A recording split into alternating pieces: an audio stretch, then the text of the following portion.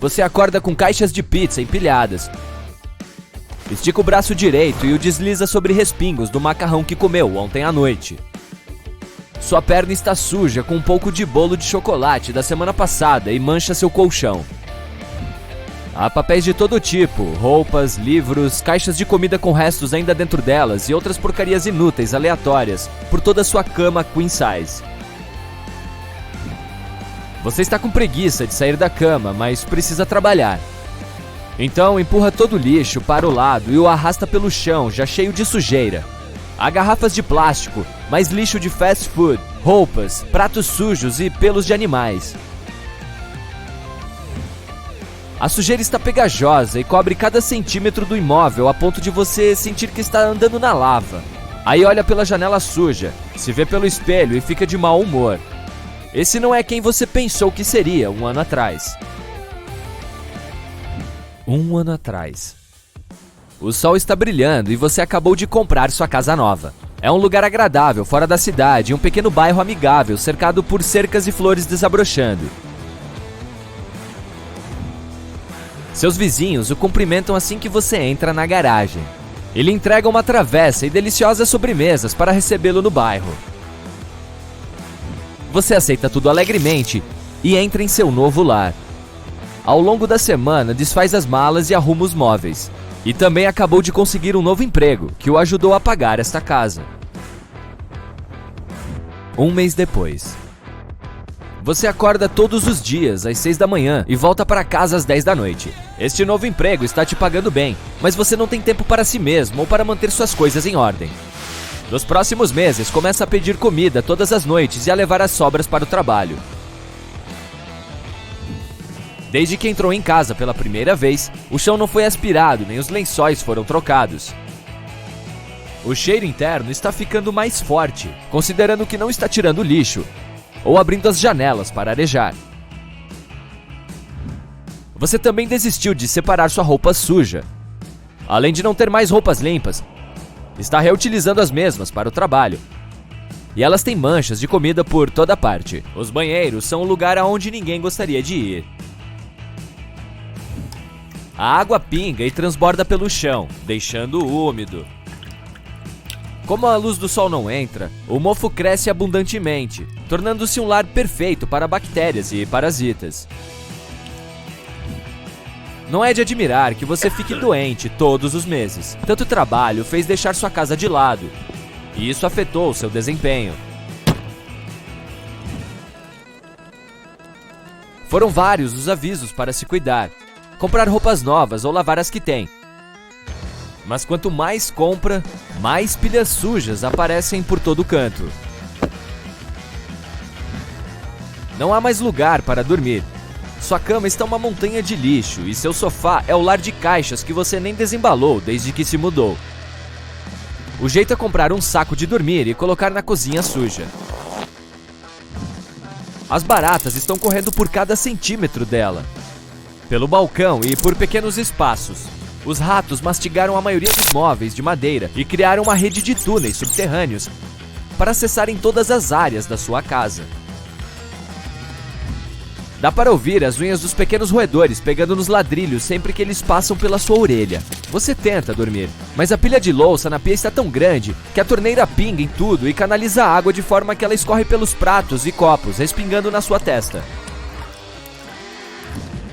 Você pega seu saco de dormir e o coloca no porão. O cheiro é insuportável.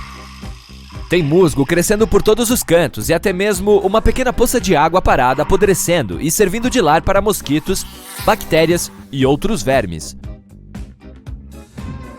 Os ratos e camundongos usam essa poça como área de natação para fazer festas na piscina e se limpar depois de um longo dia comendo sua comida e fazendo túneis.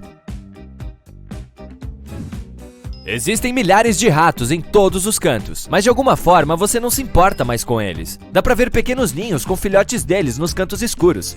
A base de madeira está cedendo e sendo corroída por cupins e pelo acúmulo de mofo.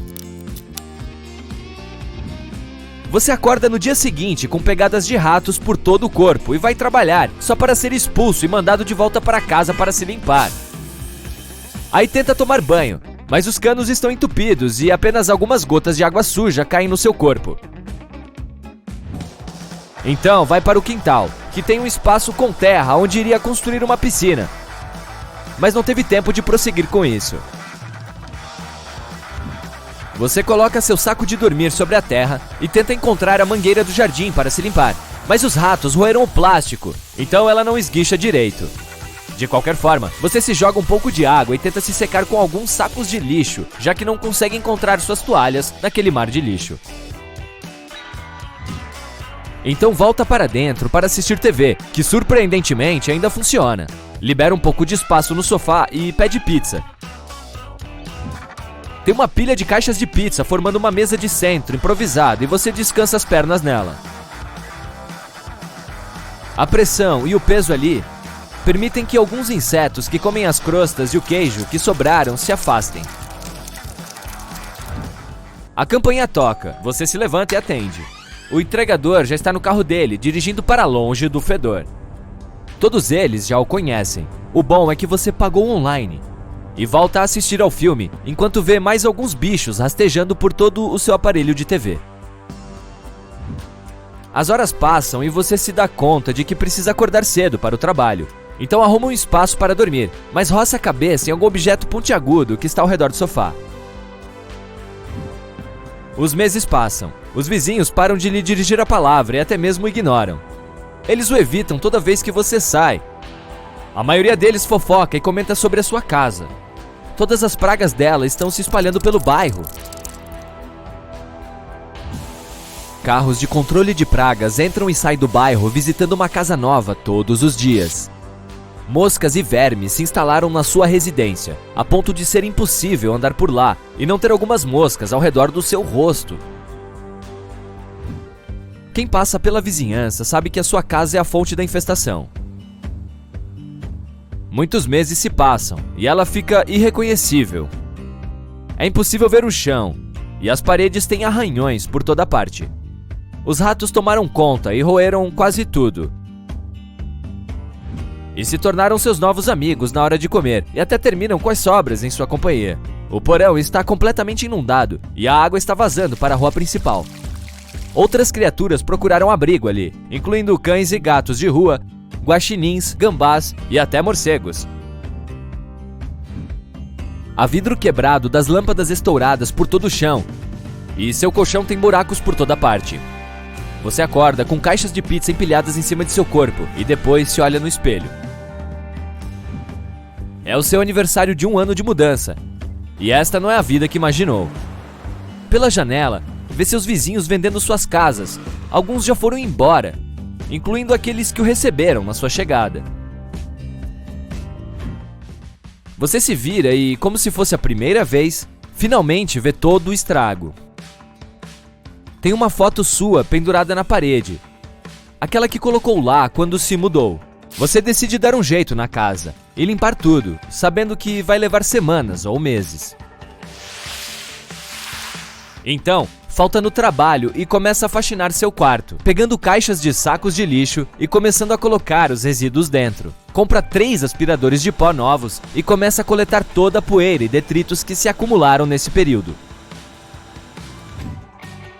Depois de algumas horas, há mais de 20 sacos de lixo do lado de fora da sua casa esperando para serem coletados. As manchas precisarão ser esfregadas e os móveis destruídos terão que ser jogados fora. Após 2 meses de trabalho pesado, deu para se livrar de todo o lixo acumulado. Você leva mais 1 semana para esfregar o chão e as paredes e encomendar móveis novos para substituir os quebrados e comidos. O maior desafio é se livrar das pragas restantes e resolver o problema da água do porão. Depois de alguns telefonemas, chegam alguns profissionais para consertar a água e se livrar dos vermes. Você leva um total de 4 meses para transformar sua casa em um lar todo repaginado pronto para morar. Seu jardim está florido e você volta ao trabalho com roupas limpas e um sorriso largo. E agora, conhece seus novos vizinhos, que ouviram muito a seu respeito. Sim, você tem algumas cercas para consertar, não é? E agora uma notícia de última hora. Todas as cobras desapareceram de repente. Se você visse isso no noticiário, o que acha que aconteceria? Bem, Voldemort certamente não ficaria feliz em ouvir algo assim, nem os outros membros de Slytherin. Hogwarts teria 3 casas em vez de 4. O Parseltongue, que é a língua das serpentes, se tornaria inútil. Ok, Potterheads, vamos voltar ao nosso mundo Muggle. Como isso nos afetaria? Primeiro, vamos dar uma olhada no lado positivo. As pessoas com ofidiofobia, que é o medo de cobras, ficariam muito aliviadas. Todos concordamos que as cobras não são exatamente um animal favorito. Algumas cobras são venenosas, e isso não ajuda a salvar sua reputação. Muitas vezes não se leva em conta que esses animais geralmente preferem recuar quando você os encontra. Eles podem ficar na defensiva se forem ameaçados, mas quando deixados em paz, não querem se meter com você. Mas tente dizer isso a pessoas com fobia. Agora elas podem desfrutar de atividades ao ar livre, como escalar montanhas, como todo mundo. E no entanto, elas teriam outras preocupações na ausência dessas serpentes. O ecossistema funciona como um relógio. Cada espécie tem um papel importante. Se uma delas falhar, as outras serão afetadas. As serpentes não são exceção a essa ordem. Elas se alimentam principalmente de camundongos ou ratos e ajudam a controlar as populações de roedores e outros pequenos mamíferos. Isso também é importante em termos de prevenção da disseminação de doenças. Pense na disseminação da peste nos tempos medievais. A eliminação de todos os répteis poderia causar um problema semelhante. Você sabia que a peste bubônica nunca desapareceu completamente? Ela também foi detectada nos tempos modernos, por exemplo, em Madagascar em 2008. Portanto, é bom ter algumas cobras por perto para nos proteger de surtos de doenças. Veja bem, as cobras são excelentes caçadoras. Elas emboscam suas presas usando seus sentidos altamente desenvolvidos para encontrar e rastrear seu jantar em potencial. Elas são super móveis, podem se espremer por fendas, escalar paredes de rochas e nadar. Podem até voar. Bem, mais ou menos. As cobras voadoras não conseguem de fato ganhar altitude, mas podem planar. Elas usam a velocidade da queda livre e as contorções de seus corpos para seguir os fluxos de ar e se elevar. Sim, elas podem capturar suas presas de várias maneiras. Se imaginarmos um mundo sem elas, isso nos levará a outra fobia. Permita-me apresentá-lo a musofobia. É o medo de camundongos e ratos. As pessoas com essa fobia terão dificuldades com todos esses ratos vagando por aí, pois não há cobras para comê-los. Sem mencionar que um único par de ratos pode ter 1 milhão de descendentes em um ano. Diga olá para os danos às plantações. Uma superpopulação de roedores pode levar à escassez de alimentos e à competição por recursos. Será que estou sentindo as vibrações de jogos vorazes? Ah, e os ratos não seriam nosso único problema. Você pode acrescentar insetos à lista também. Mais uma vez, sem as cobras, eles farão uma festa nas ruas. Os répteis também desempenham um papel importante no ambiente natural e nas cadeias alimentares como presas. Os mangustos, as águias e os falcões realmente sentiriam falta das cobras. Eventualmente, populações de grandes mamíferos diminuiriam, o que poderia levar à extinção de algumas espécies. Além disso, há a medicina. Os cientistas e pesquisadores sentiriam falta dessas criaturas. O veneno de cobra é a chave para o desenvolvimento de certos medicamentos. Por exemplo, alguns medicamentos para diabetes e doenças cardíacas foram derivados do veneno de cobra. Os pacientes que precisam deles também serão afetados. Quando mencionamos cobras e medicamentos, há outra coisa que nos vem à mente: Botox. É realmente veneno de cobra? Não, o veneno de cobra usado nos cuidados com a pele não é obtido do próprio animal. Acontece que esse ingrediente é chamado de snake. Trata-se de um ingrediente criado pelo homem para imitar os efeitos do veneno da cobra víbora do templo. Agora vamos imaginar como seria a vida sem as cobras. Vamos começar com o primeiro dia. As pessoas não notam imediatamente a ausência dessas criaturas. Portanto, especialmente nas cidades, as pessoas não teriam a menor ideia de que todas as cobras desapareceram. Os funcionários dos zoológicos podem começar a entrar em pânico. Você veria algumas notícias sobre cobras desaparecidas em zoológicos. Em seguida, as pessoas nas administrações dos zoológicos analisariam as imagens do sistema de segurança. Elas ficariam chocadas ao ver que as cobras desapareceram.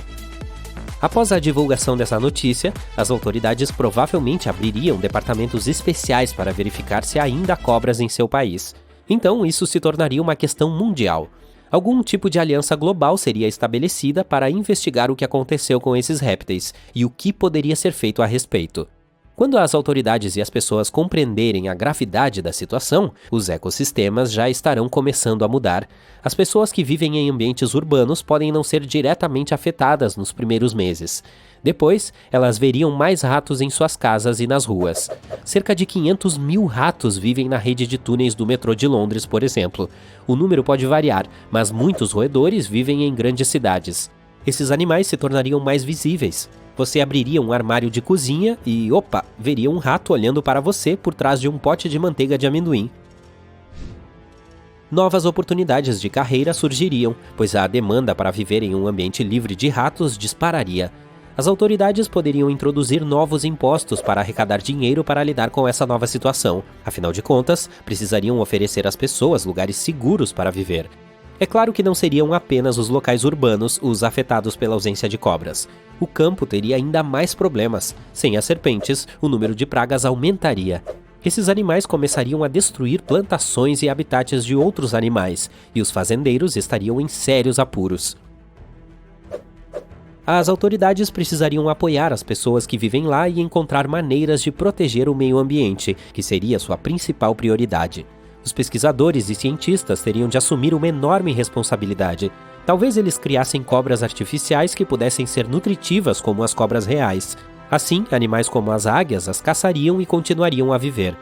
A aparência das cobras artificiais é um mistério, não consigo imaginá-las. Vou deixar isso para você. Se avançássemos 5 anos desde o primeiro dia do mundo sem cobras, estaríamos diante de um mundo totalmente diferente. Talvez tivéssemos um dia especial para isso, o 5º aniversário do Mundo Sem Cobras. As mudanças seriam óbvias, mas a essa altura, as pessoas provavelmente já teriam se acostumado a viver nesse mundo diferente. Alguns restaurantes já teriam feito alterações em seus cardápios. Adeus à sopa de cobra. Em seguida, haveria novos museus dedicados às cobras. Você poderia ler sobre a história da evolução delas e ver seus fósseis. Talvez você parasse na loja de souvenirs do museu para comprar uma caneta em forma de cobra para seu amigo. Por fim, ainda estaríamos procurando alternativas para o veneno de cobra no campo da medicina. É de fato um alívio para as pessoas que apresentam reações alérgicas a picadas de cobra, mas esses animais são cruciais para alguns estudos e medicamentos. Portanto, os pesquisadores ainda estariam ocupados tentando encontrar alternativas que pudessem substituir o veneno de cobra. Se avançássemos 200 anos no tempo, veríamos um mundo onde as pessoas aceitaram totalmente que as cobras desapareceram para sempre. As pessoas mais jovens só saberiam que existia um animal chamado cobra que já viveu neste planeta. Elas conheceriam esse animal por meio de livros de história e vídeos.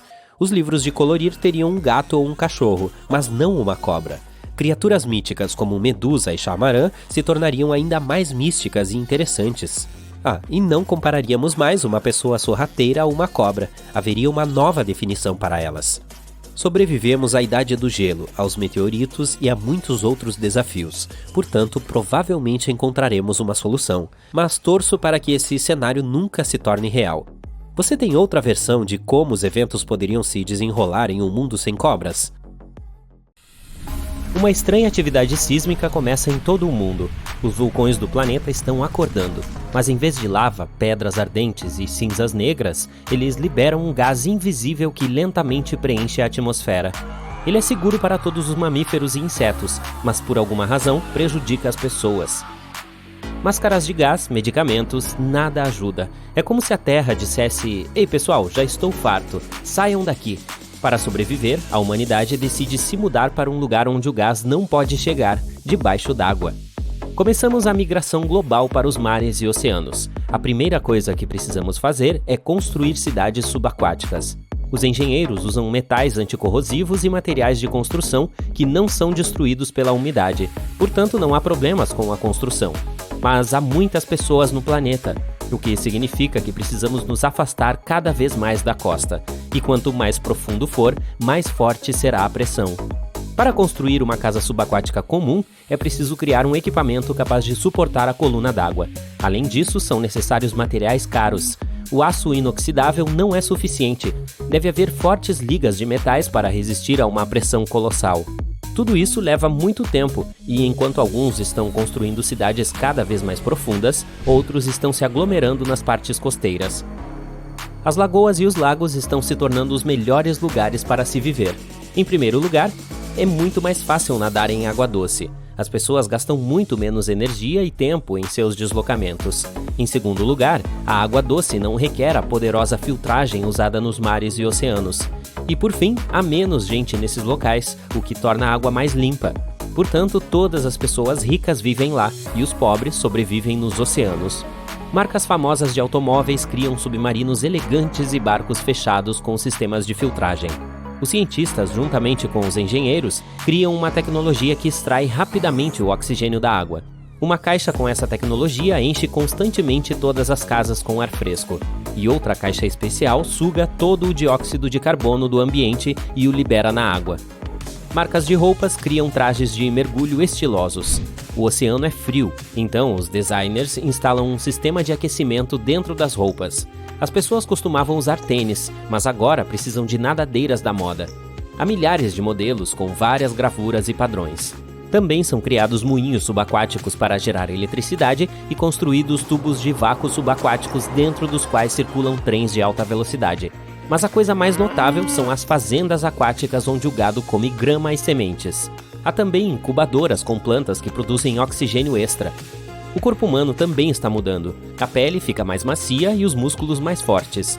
A vida no oceano é uma superação contínua da resistência à água e também é necessário carregar um tanque de oxigênio, então cada dia é como um bom treinamento na academia. Dê uma olhada nos campeões olímpicos de natação. Agora, a maioria das pessoas tem essa forma. Médicos, biólogos e engenheiros se unem para criar máscaras exclusivas que permitem que os humanos respirem na água como peixes, sem tanques de oxigênio. Eles recebem muito menos luz solar debaixo d'água e perdem vitamina D. Isso causa depressão e enfraquece o sistema imunológico. Para resolver esse problema, os cientistas constroem enormes lâmpadas ultravioleta que iluminam todo o fundo do mar. As pessoas estão se acostumando a uma nova vida. De certa forma, não é muito diferente da anterior. Todas também frequentam cafés, cinemas, fazem compras e vão à academia. Estudam, trabalham e usam o mesmo sistema jurídico. Só que agora, em vez de andar pelas ruas, nadam. Os recursos hídricos são ricos em petróleo, minerais e outras coisas valiosas. Isso garante o crescimento da economia. Megacidades surgiram nas águas profundas dos oceanos e mares e lagos estão se tornando resorts. As condições na superfície tornam-se completamente inadequadas para os seres humanos e as próximas gerações nem sequer sabem como é viver em terra. Enquanto isso, os rastros humanos na superfície desaparecem. As casas abandonadas estão cobertas de musgo e trepadeiras. Os animais ocupam as cidades. A atividade sísmica causa terremotos que levam todos os edifícios para o subsolo. A humanidade abriu espaço para novas espécies, os peixes. Há várias centenas de milhões de anos, o oceano era habitado por monstros gigantes. Os peixes menores não conseguiam lutar contra esses grandalhões, então nadavam o mais próximo possível da costa. Depois, ao longo dos anos de evolução, começaram a mudar. Eles desenvolveram membros e aprenderam a rastejar no chão. E assim, após algumas centenas de milhões de anos, começaram a se transformar em mamíferos. E depois disso surgiram as pessoas, pelo menos é o que diz a teoria da evolução. Aproximadamente a mesma história aconteceu com os peixes modernos, só que em vez de monstros marinhos, eles enfrentaram pessoas no oceano. A luz intensa, o consumo de oxigênio, as emissões de gases nocivos e o lixo os forçaram a migrar primeiro para as profundezas dos oceanos. E nadaram para a superfície quando os seres humanos começaram a dominar as profundezas. Mas não porque não havia espaço suficiente no mar, e sim porque as pessoas começaram a pescar em excesso. É problemático cultivar grãos, frutas e vegetais debaixo d'água, mesmo em fazendas fechadas. Portanto, para reabastecer o suprimento de alimentos, as populações começaram a pescar. Para sobreviver, os habitantes marinhos tiveram que nadar até a superfície. Agora os peixes desenvolvem membros para rastejar, mas quando os perigos das pessoas foram deixados para trás, eles enfrentaram um novo problema: os mamíferos. A população de ursos, tigres, lobos e todos os animais aumentou desde que os humanos deixaram a superfície. Agora os predadores são os governantes dos continentes. A luta mais difícil pela sobrevivência começa. Os peixes aprendem a se disfarçar para se esconder dos inimigos. Muitos desenvolvem espinhos venenosos, enquanto outros adquirem a capacidade de atacar com força com suas nadadeiras. Mas os polvos são os que evoluem mais rapidamente. Essas criaturas inteligentes são as primeiras a pegar paus e pedras para se defender dos ursos. aprendem a cavar buracos no chão e a colher frutas das árvores, e logo se tornam os chefes do reino marinho. Enquanto isso, as pessoas estão construindo poderosas naves espaciais para encontrar outro planeta para habitar. Há muito pouco espaço no oceano, e a água está muito suja. Os sistemas de ventilação estão bombeando muito oxigênio para fora do oceano, liberando muito dióxido de carbono. As algas marinhas e o fitoplâncton, que fornecem mais da metade das reservas de oxigênio do mundo, estão desaparecendo devido à atividade humana. As pessoas entendem que precisam deixar a Terra. Começa a migração gradual. A humanidade está sendo evacuada do planeta em naves gigantes há vários séculos. Elas estão voando para um exoplaneta a apenas algumas centenas de anos-luz daqui. Os polvos estão se tornando mais inteligentes do que os mamíferos. Eles veem milhões de naves gigantes voando para fora do oceano e subindo ao céu. A imagem lhes parece familiar. Há uma memória de eventos semelhantes em algum lugar nas profundezas de seu DNA. O cérebro dos polvos se desenvolve mais rapidamente graças ao gás proveniente dos vulcões. Eles se tornam verdadeiros mestres da Terra. Animais e peixes vivem ao lado deles como animais de estimação. Em seguida, os polvos constroem casas, inventam a roda e abrem fogo. A partir desse momento, começa uma nova história do planeta, a Era dos Polvos. Eles criam sua civilização e encontram vestígios da antiga. Arqueólogos com tentáculos sugerem que criaturas estranhas viveram na Terra em um determinado momento. Elas tinham 4 membros e podiam andar eretas. Essas criaturas construíram sua civilização aqui, mas algo aconteceu e simplesmente desapareceram. E enquanto os polvos estão tentando descobrir o que aconteceu com a civilização anterior, as pessoas navegam pelas extensões do espaço e encontram uma nova vida altamente inteligente.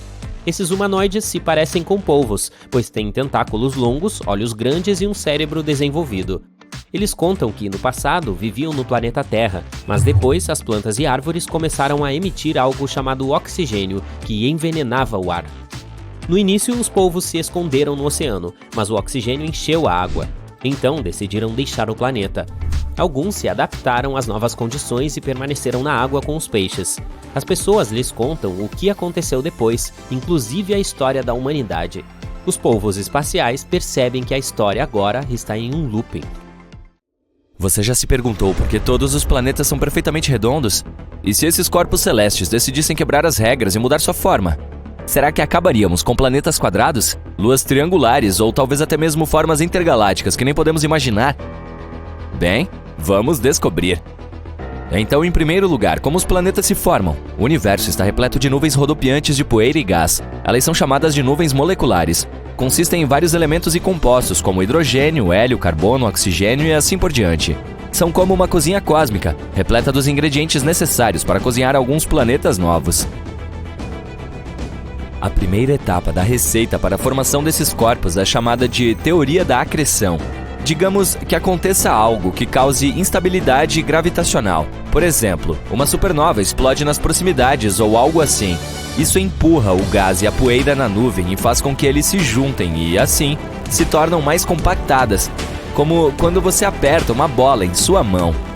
Por fim, eles são espremidos com tanta força que a nuvem começa a se achatar em forma de disco, mais ou menos como quando você mistura farinha e água para fazer massa de pizza. Esse disco é chamado de protoplanetário. Ele também está girando porque as partículas da nuvem tinham alguma rotação no início. Agora, imagine essas minúsculas partículas de poeira e moléculas de gás dançando no disco. Às vezes, elas se chocam umas com as outras e, quando isso acontece, se unem como velcro. Esses pequenos aglomerados de poeira e gás são chamados de planetesimais, que são os blocos de construção dos planetas.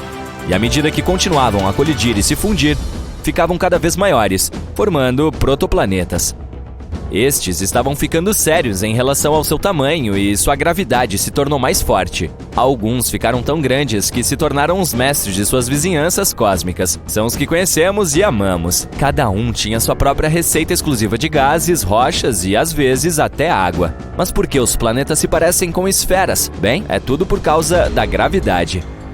Vamos voltar aos nossos protoplanetas. Imagine que você está apertando um balão com as mãos. O ar dentro dele é empurrado para trás, criando pressão. Algo semelhante acontece com os planetas. A gravidade aperta o material para dentro, puxando-o em direção ao centro. E como ela age igualmente em todas as direções, puxa o material de todos os lados em direção ao centro de massa, resultando em um formato de esfera. Esse material é empurrado para trás com pressão, resistindo à força da gravidade. No final, ambos encontram um ponto ideal onde se equilibram mutuamente. Isso é chamado de equilíbrio hidrostático, um termo sofisticado que significa que tudo dentro de um planeta está em harmonia. Mas isso não é tudo. Outra coisa que torna um planeta esférico é sua rotação. Pense em uma bola de massinha ou algo do gênero. Imagine que você agire rapidamente. O material começa a se deslocar para fora, fazendo com que a massinha fique protuberante no equador e achatada nos polos. A mesma coisa acontece com os planetas. À medida que giram em seus eixos, a combinação de gravidade e rotação empurra o material para fora, fazendo com que fiquem protuberantes no equador. Eles querem se tornar discos novamente. Entretanto, a gravidade não quer planetas irregulares, e sim que sejam bonitos e redondos. Portanto, ela continua puxando o material, tentando deixar tudo o mais compacto possível. Por fim, a gravidade vence e o planeta se estabelece em uma forma esférica. Vejamos alguns exemplos de nossa lista de reprodução planetária. Júpiter, o gigante do Sistema Solar, adora exibir sua obliquidade. Ele gira tão rápido que fica visivelmente esmagado nos polos e rechonchudo no meio. É como um peão com uma barriga bonita. Saturno, a maravilha com anéis, também se junta à festa. Ele gira com seus belos anéis e sua obliquidade é ainda mais pronunciada do que a de Júpiter. Esses exemplos mostram como a rotação pode dar aos planetas uma forma única. Eles deixam de ser perfeitamente redondos e passam a ter uma protuberância agradável no meio. É como uma cerâmica cósmica em que o movimento giratório cria uma forma divertida e distinta. Então, agora você sabe por que eles são redondos. Mas o mais interessante é, e se não fossem? E se fossem, digamos, cúbicos? Ou até mesmo triangulares? Bem, vamos ver. Um planeta em forma de cubo ou de triângulo teria sua massa distribuída de uma maneira completamente diferente de uma esfera. E sabe o que isso significa? A gravidade também ficaria abalada. Em um planeta esférico, ela puxa tudo em direção ao centro porque a massa é distribuída uniformemente em torno dele. Mas quando introduzimos um corpo espacial em forma de cubo ou de triângulo, as coisas ficam interessantes. Se você estiver no centro de uma dessas faces, sentirá a atração mais forte da gravidade. Isso ocorre porque os lados são os mais próximos do centro de gravidade. E à medida que você se afasta do centro e começa a caminhar em direção às bordas, seria vítima de pegadinhas da gravidade. Sentiria, por exemplo, a luta contra ela do ângulo íngreme. Caminhar nessas bordas seria como escalar uma montanha ou andar em uma encosta super íngreme. Tudo isso porque a gravidade quer que você fique bem no meio da face e em nenhum outro lugar. Agora, imagine o terreno ao longo das bordas e cantos. É uma paisagem árida, rochosa e seca. Por quê? Bem, toda a água se acumularia no centro de cada face, deixando as bordas altas e secas. E a qualidade do ar? Bem, ou é inexistente ou ele é tão rarefeito que não pode suportar a vida. Não há um lugar mais aconchegante para montar acampamento, com certeza. E não se esqueça de suas roupas quentes, almoço e botas de caminhada. Você precisará disso por causa do clima maluco. O tipo de clima que você encontrará em nossa Terra em forma de cubo ou triângulo depende de como ela gira. Se for nos cantos, cada lado terá um clima ameno e temperado. No entanto, se girar em um eixo através de duas faces, as coisas ficam intensas. Imagine uma versão de montanha-russa de nosso clima atual. As faces superior e inferior do cubo e a inferior do triângulo seriam terras de maravilhas polares, geladas e frias. Enquanto isso, os outros lados seriam completamente diferentes. Em um cubo seriam escaldantes, com um clima equatorial que faria você suar muito. Em vez de a luz do sol se curvar suavemente ao longo da superfície, ela incidiria diretamente sobre essas faces. Isso é que é sentir o calor. E em um planeta triangular, atingiria os lados em um ângulo. Essa luz solar angular criaria variações de temperatura fascinantes nesse corpo espacial.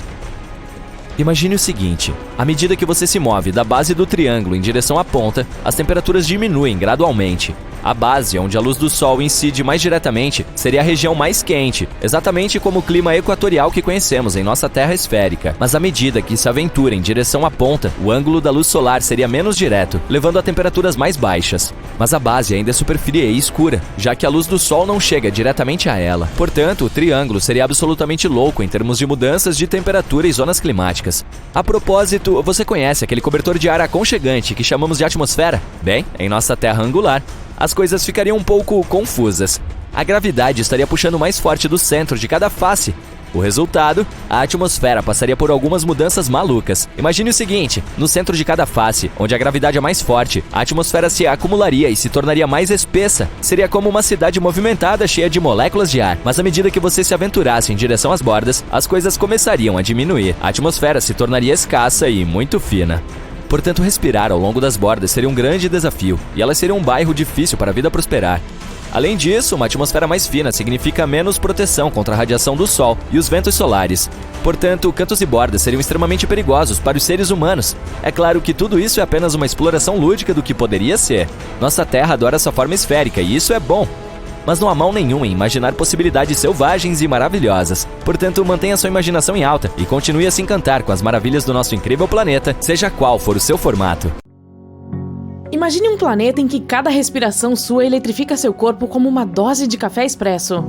O céu acima de você tem um tom intenso de azul, enquanto árvores colossais se estendem em direção aos céus, com suas folhas verdes vibrantes crescendo em um ritmo surpreendente. O exercício diário se torna uma emoção sem igual. Com a abundância de oxigênio, você vira uma versão superpotente de si mesmo.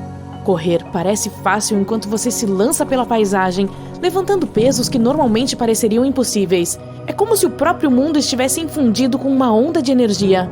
Tudo está se movendo mais rápido.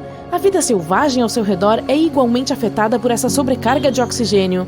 Os animais percorrem a Terra em proporções majestosas. Suas estruturas maciças são impulsionadas pela velocidade e agilidade.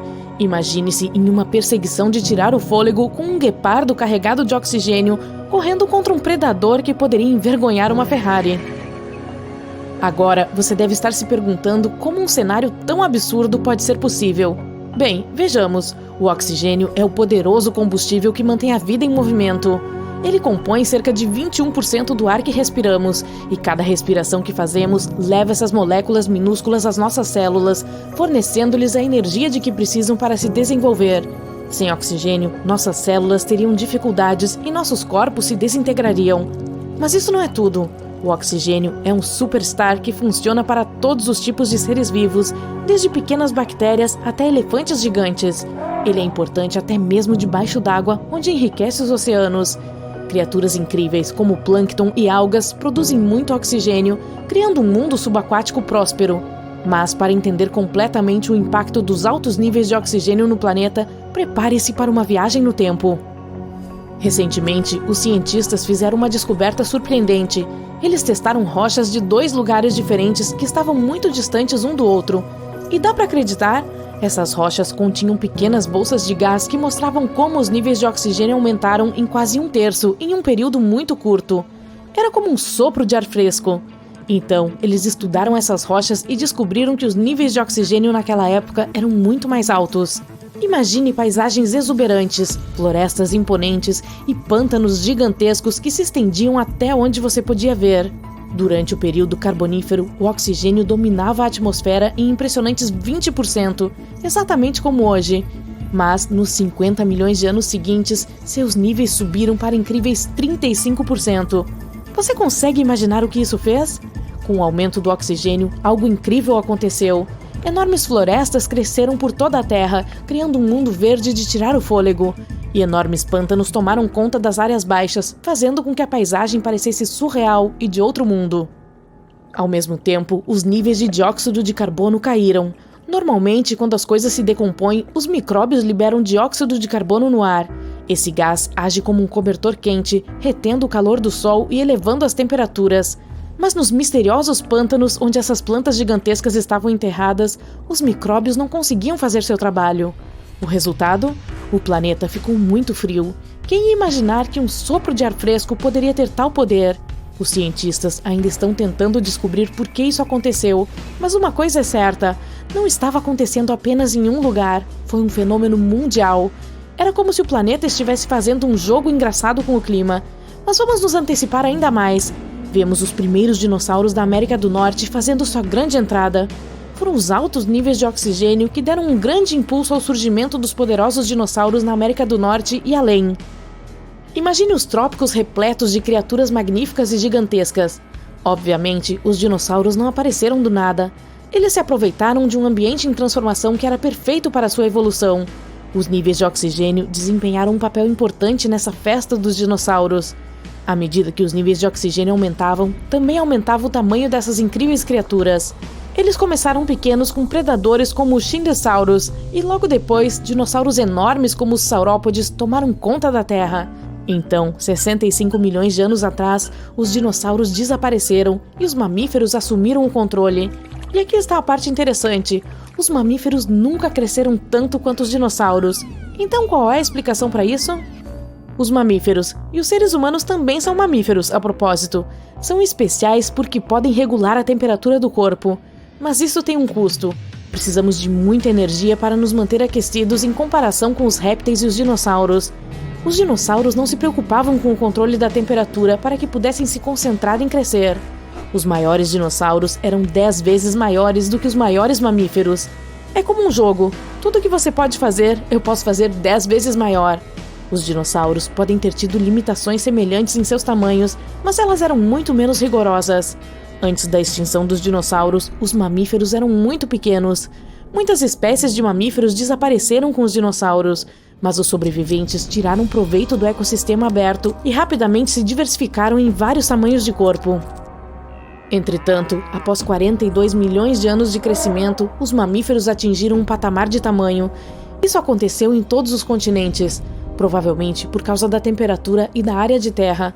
Os ambientes mais frios permitiram que os mamíferos crescessem mais. O equilíbrio entre o tamanho do corpo e o calor tornou-se um desafio. A área de terra também desempenhou um papel importante na manutenção de grandes populações. Mas tornar os animais maiores não é a única coisa que o oxigênio elevado pode fazer. Esse humilde gás é um verdadeiro pau para toda a obra. Ele também atua como nosso fiel guarda-costas, protegendo-nos dos raios ultravioleta nocivos e de outros perigos do espaço. Sem o oxigênio, estaríamos indefesos contra as ameaças espaciais. O oxigênio também tem um papel fascinante na formação do clima. Ele se une a seus outros amigos atmosféricos para fazer o céu enlouquecer com tornados, furacões e tempestades. Eles se misturam e se confundem no ar, criando as condições certas para que essas emocionantes aventuras climáticas aconteçam. E essas aventuras podem ser perigosas, mas servem a um propósito importante. Elas ajudam a distribuir nutrientes e matéria orgânica, levando o solo, as folhas e os detritos para novos lugares. E se decidíssemos mexer com a natureza e aumentar os níveis de oxigênio a níveis absurdos, 30%, 40% ou até 50%? Bem, o excesso de uma coisa boa pode se tornar perigoso. A toxicidade do oxigênio é quando o excesso desse gás causa grandes problemas. É como comer um monte de doces. É divertido no começo, mas logo você se arrependerá. Surpreendentemente, uma overdose de oxigênio pode deixá-lo com dificuldades para respirar, como um dançarino cansado que precisa desesperadamente de uma pausa. No início, você pode sentir uma explosão de energia, mas ela não dura muito. A tontura se instala, como se você estivesse girando na pista de dança por horas sem parar. Em casos extremos, o excesso de oxigênio pode até prejudicar o corpo, fazendo com que você se sinta como se tivesse batido em um caminhão enorme. Portanto, embora o oxigênio esteja sempre conosco, dando-nos vida, é importante apreciar seu delicado equilíbrio. Além disso, não seríamos as únicas criaturas a sofrer com essa extravagância de oxigênio. Os mamíferos, por exemplo, terão dificuldades para se adaptar a esses níveis extremos. O equilíbrio de poder entre as espécies mudará drasticamente, e os vencedores e perdedores lutarão pela sobrevivência em um mundo que está girando fora de controle. E precisaremos de abrigos mais fortes para lidar com esses animais gigantescos. Teremos que nos manter ágeis e evitar o perigo. Em meio a todo esse caos, haverá adaptações surpreendentes. Os pássaros voarão mais alto do que nunca, atingindo alturas que surpreenderiam até mesmo as nuvens. Além disso, prepare-se para mais desastres naturais e ecossistemas delicados em risco. Os incêndios começarão rapidamente e se enfurecerão ferozmente, tornando os incêndios florestais uma ameaça constante. Até mesmo uma pequena faísca de uma fogueira pode causar um desastre. Teremos de repensar nossos métodos de cozimento e aquecimento para nos manter seguros nesse mundo cheio de oxigênio. Mas não vamos esquecer o outro lado da história do oxigênio. Se tivéssemos um planeta com pouco oxigênio, apenas cerca de 15%, enfrentaríamos uma luta completamente diferente. Cada respiração seria difícil, deixando-nos cansados e lutando por ar. A atividade física se tornaria extremamente difícil e nossa memória e concentração seriam prejudicadas. Portanto, sejamos gratos pelos níveis de oxigênio que temos agora. Eles são o equilíbrio perfeito para que possamos prosperar. Nessa emocionante jornada por um mundo rico em oxigênio, vivenciamos maravilhas de tirar o fôlego e descobrimos o delicado equilíbrio do nosso planeta. Vamos valorizar a magia de cada respiração, respeitar a interação entre o oxigênio e a nossa existência e abraçar a emoção dessa viagem extraordinária chamada vida. Imagine o seguinte: é uma bela manhã de domingo e você se levanta da cama, faz alguns alongamentos e abre a janela para ver um dia lindo com céu limpo. Mas espere, tem algo estranho aqui. A rua normalmente lotada está completamente deserta. Para onde foi todo mundo? Você dá uma olhada mais de perto e, para sua surpresa, percebe que é a única alma neste planeta. Qual será seu próximo passo? Vamos falar a verdade. A resposta a essa pergunta é simples. Você pode fazer tudo e qualquer coisa que seu coração desejar. O mundo é o seu playground e você pode criar sua própria aventura. Quer dirigir um carro esportivo na velocidade da luz na rodovia? Vá em frente, pois não há trânsito para impedi-lo. Quer jogar uma partida de golfe do alto de um arranha-céu? Por que não? Quem se importa se você acabar quebrando uma ou duas janelas com sua bola de golfe? Sempre sonhou em morar em uma mansão enorme? Adivinhe só, agora você pode! Ter um mundo de possibilidades à sua frente e nada pode impedi-lo de aproveitar todas elas. Ok, você já se cansou de todo o entusiasmo e emoção e agora está começando a refletir sobre a pergunta: o que vem a seguir? Talvez seja a hora de ir direto ao ponto e descobrir o motivo por trás do súbito vazio do mundo. Será que existe mais alguém por aí? E se você não for o único que restou, você pode começar a procurar na cidade e até mesmo se aventurar além de seus limites. Mas o mundo é um lugar grande e talvez você não encontre outra alma viva. Esse pensamento por si só pode ser um pouco assustador, né? Então vamos passar para assuntos mais importantes, como por exemplo, como você vai sobreviver nesse deserto desolado que agora é o seu reino. É hora de encarar a realidade e planejar os próximos passos para garantir que você consiga superar essa situação, não importa o que aconteça. A primeira coisa em sua lista de tarefas é encontrar alimentos e água limpa. É claro que você tem um bom suprimento de ambos por algum tempo, mas itens perecíveis como frutas e legumes não durarão para sempre. Portanto, é melhor consumi-los primeiro antes que estraguem. Afinal de contas, não há ninguém operando as estações de energia que alimentam as unidades de refrigeração dos supermercados, portanto, elas inevitavelmente serão desligadas.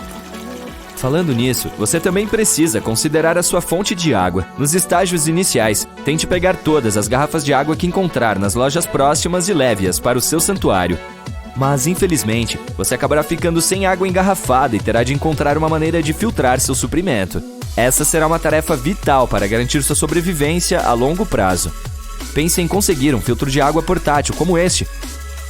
Com isso, você poderá pegar água de qualquer fonte, seja de um rio ou até mesmo de um buraco que tenha cavado, e bebê-la em pouco tempo depois de ter sido limpa nessa garrafa.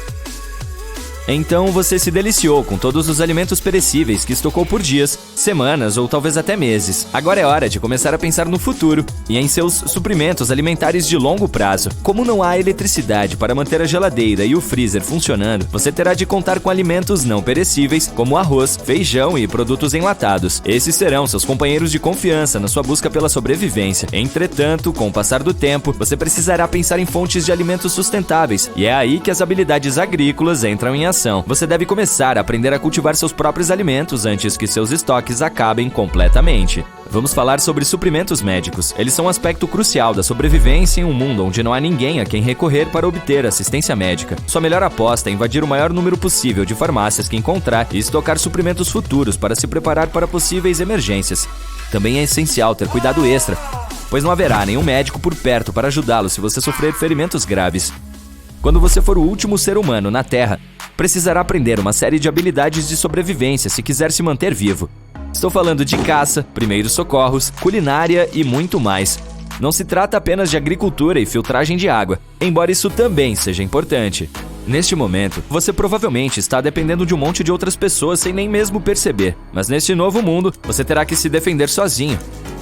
A boa notícia é que você tem todo o tempo do mundo para aprender coisas novas e expandir seus conhecimentos. Lembra daquelas bibliotecas e livrarias pelas quais você costumava passar sem olhar para trás? Agora elas são seu bilhete para se tornar o maior especialista em sobrevivência. E sim, você não terá internet para ajudá-lo, mas aprenderá a fazer as coisas à moda antiga. Você também pode querer ter algum equipamento de sobrevivência consigo o tempo todo. Você pode se meter em todos os tipos de problemas sem ninguém para ajudá-lo a não ser você mesmo. Portanto, ter uma caixa de ferramentas para caminhada escaladas como esta pode salvar sua vida. Ela tem tudo o que você precisa para encontrar o caminho e se manter aquecido e seguro mesmo na natureza, sem falar na cidade. Por mais que você goste da solidão, eventualmente precisará de algum tipo de companhia. Claro, você pode conseguir 1 ou 2 animais de estimação, ou até mesmo construir seu próprio zoológico pessoal se estiver se sentindo ambicioso. Mas tome cuidado, você não quer ser devorado por uma matilha de lobos ou leões, não é mesmo? Talvez fique com um cachorro ou um gato, ou talvez um pássaro que possa imitar sua voz para que você possa fingir que está conversando. De qualquer forma, você precisará de algum tipo de conexão com outro ser vivo, portanto, comece a pensar nas suas opções.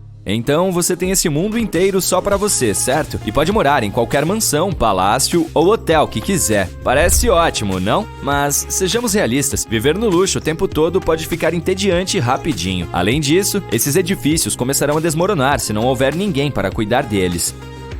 Então, talvez seja melhor fugir da cidade. Você pode ir para qualquer lugar. O mundo é seu. Mas antes de começar a fazer as malas, lembre-se de que você precisa encontrar uma maneira de chegar lá. O problema é que todos os carros e caminhões serão inúteis porque o combustível estragará depois de alguns anos. Portanto, talvez você queira escolher um lugar para se estabelecer definitivamente. E, na minha opinião, é provavelmente uma boa ideia evitar lugares com condições climáticas extremas. Quer dizer, lidar com um furacão, uma nevasca ou um tornado sozinho não parece ser algo fácil. Não se esqueça das roupas. Sim, eu sei, você pode invadir todas as lojas e experimentar todas as roupas descoladas, ou se vestir como uma celebridade por um tempo. Mas vamos falar a verdade, você precisará de roupas que realmente o ajudarão a sobreviver. Portanto, certifique-se de ter algo para cada estação e mantenha muitas roupas quentes e cobertores por perto. Um cobertor de emergência também pode ser útil. Faça um estoque deles por precaução. Não ocupa muito espaço e pode salvar sua vida. Mesmo que você se mude para um lugar onde faz calor o tempo todo, ainda assim pode fazer frio à noite, portanto é preciso estar preparado. Ei, eu sei que falar sobre ser o único ser humano restante na Terra pode ser chato, então vamos ver o lado do copo meio cheio. Sem ninguém por perto, você pode encontrar todos os tipos de maneiras de se entreter. É claro que as habilidades de sobrevivência são importantes, mas você também pode aprender novos hobbies e ser criativo. Imagine aprender a desenhar, fazer esculturas ou escrever seu próprio livro. Você poderia ser o próximo Stephen King, só que sem nenhuma concorrência. Como você chamaria sua obra-prima? O sobrevivente solitário? O guia de sobrevivência definitivo? As possibilidades são infinitas. Só não se esqueça de continuar falando consigo mesmo ou com seu papagaio de estimação, para não se esquecer de como usar sua própria voz. Você conhece o velho ditado: para apreciar a vida um pouco mais, às vezes é preciso andar 1 milha no lugar de um estranho. Mas as pessoas ao seu redor têm mais ou menos os mesmos gostos e dificuldades, certo? E se você pudesse experimentar a vida humana como ela era há milhares de anos, ou até mesmo algumas centenas de anos, por que não? Confie em mim, você ficará surpreso com as diferenças e com as semelhanças, por falar nisso. Vamos começar com uma época anterior aos smartphones, as cadeias de fast food e até mesmo a eletricidade. Estou falando da Idade da Pedra. Nessa época, nossos primeiros ancestrais viviam em cavernas, cabanas simples ou tendas. Eles não faziam muita coisa, além de caçar e coletar alimentos. Se você tivesse vivido naquela época, poderia ter usado ferramentas básicas de pedra e osso. Você teria precisado dessas coisas para caçar todos os tipos de animais selvagens, de pássaros a mamutes peludos. Ei, você até cozinhava suas refeições usando fogo controlado. Sim, os bifes são muito antigos. Mas as pessoas daquela época não eram só músculos e nada de cérebro. Esses antigos seres humanos também foram os primeiros a deixar registros artísticos. Eles usavam todos os tipos de materiais estranhos, como minerais e carvão vegetal misturados à água ou seiva de árvores para fazer suas gravuras. Eles até mesmo esculpiam pequenas figuras em pedras, argila ou ossos. Naquela época, a humanidade também vivenciou a última era glacial, o que foi muito ruim para muitos dos grandes mamíferos que nossos ancestrais costumavam caçar. Obviamente, as coisas começaram a mudar. Os seres humanos passaram a usar ferramentas de pedra menores e mais polidas, como lanças e flechas. Eles até começaram a viver perto de rios e outros corpos d'água em acampamentos nômades. Pense em um acampamento nômade, mas sem os filtros de fotos sofisticados que usamos hoje.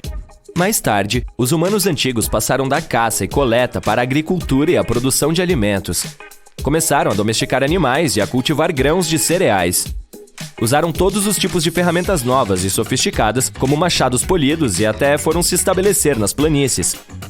E eu nem vou citar os avanços na construção de casas e na arte. Eles estavam tecendo, costurando e fazendo cerâmica como ninguém. Nossa próxima parada na história, Grécia Antiga. Quer saber como era sua casa naquela época? Acontece que as casas da Grécia Antiga eram construídas em torno de um pátio ou jardim. Não parece muito diferente do que estamos acostumados a ver hoje em dia, certo? Mas as paredes eram feitas de madeira e tijolos de barro. Não havia concreto ou aço sofisticado para elas. Quanto às janelas, elas eram pequenas e sem vidro. Mas ei, elas tinham persianas de madeira para impedir a entrada do sol quente. Você provavelmente não teria muitos móveis dentro da casa, mas se tivesse a sorte de ser rico, poderia ter decorado suas paredes e pisos com azulejos e pinturas coloridas. Infelizmente, quando a natureza chamava, muitas casas não tinham banheiro. Assim, as pessoas tinham que usar pequenas vasilhas ou até mesmo se lavar em córregos por perto. Imagine como isso deve ter sido incômodo. Somente os ricos tinham o luxo de tomar banho em casa. À noite, os gregos antigos dormiam em camas recheadas com lã, penas ou até mesmo grama seca. E sem eletricidade, a única luz vinha de lamparinas e velas. Quer falar de moda? Acontece que muitas pessoas andavam descalças. Alguns usavam sandálias de couro ou, para andar a cavalo, botas altas. Quando fazia calor, alguns usavam chapéus de abas largas para proteger o rosto do sol. Uma coisa que eles definitivamente faziam bem era usar joias. Usavam de tudo, de pulseiras a brincos e até colares. Agora, quando se trata de comer, homens e mulheres geralmente comem separadamente, e os ricos sempre comiam em casa. As pessoas menos privilegiadas comiam em público. Mas veja só, todos comiam com os dedos, portanto os alimentos eram cortados primeiro na cozinha. Imagine ser um cavaleiro na Idade Média.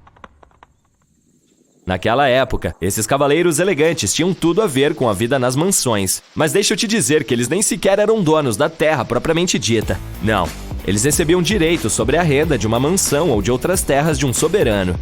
E, com o passar do tempo, essas terras eram passadas de geração em geração como uma herança de família. Ah, e esqueça a divisão dessas terras entre todos os herdeiros.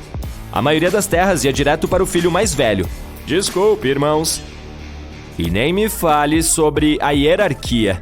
A sociedade era extremamente dividida naquela época. Os chefes de estado e a nobreza de mais alto nível estavam no topo, controlando grandes áreas de terra. Os nobres menores tinham autoridade sobre áreas pequenas de terra e menos pessoas. E na parte inferior da lista do clube nobre estavam os cavaleiros, que nem mesmo possuíam terras e tinham de servir a outros nobres. Nada legal, certo?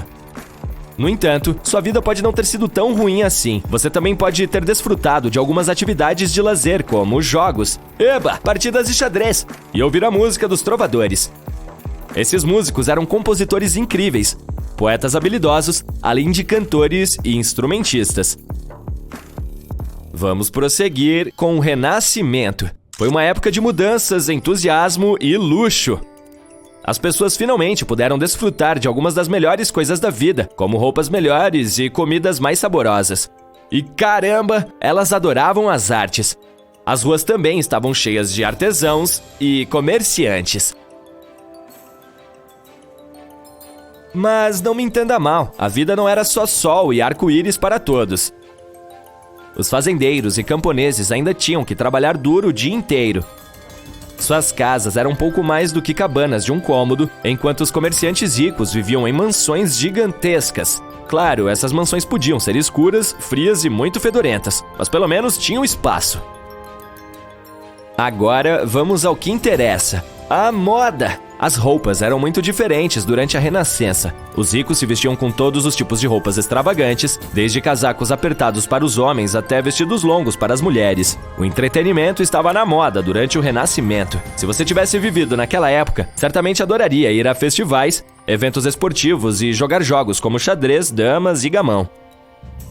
Mas o maior evento de todos era o Carnaval. Você se vestia com fantasias malucas e fazia grandes festas.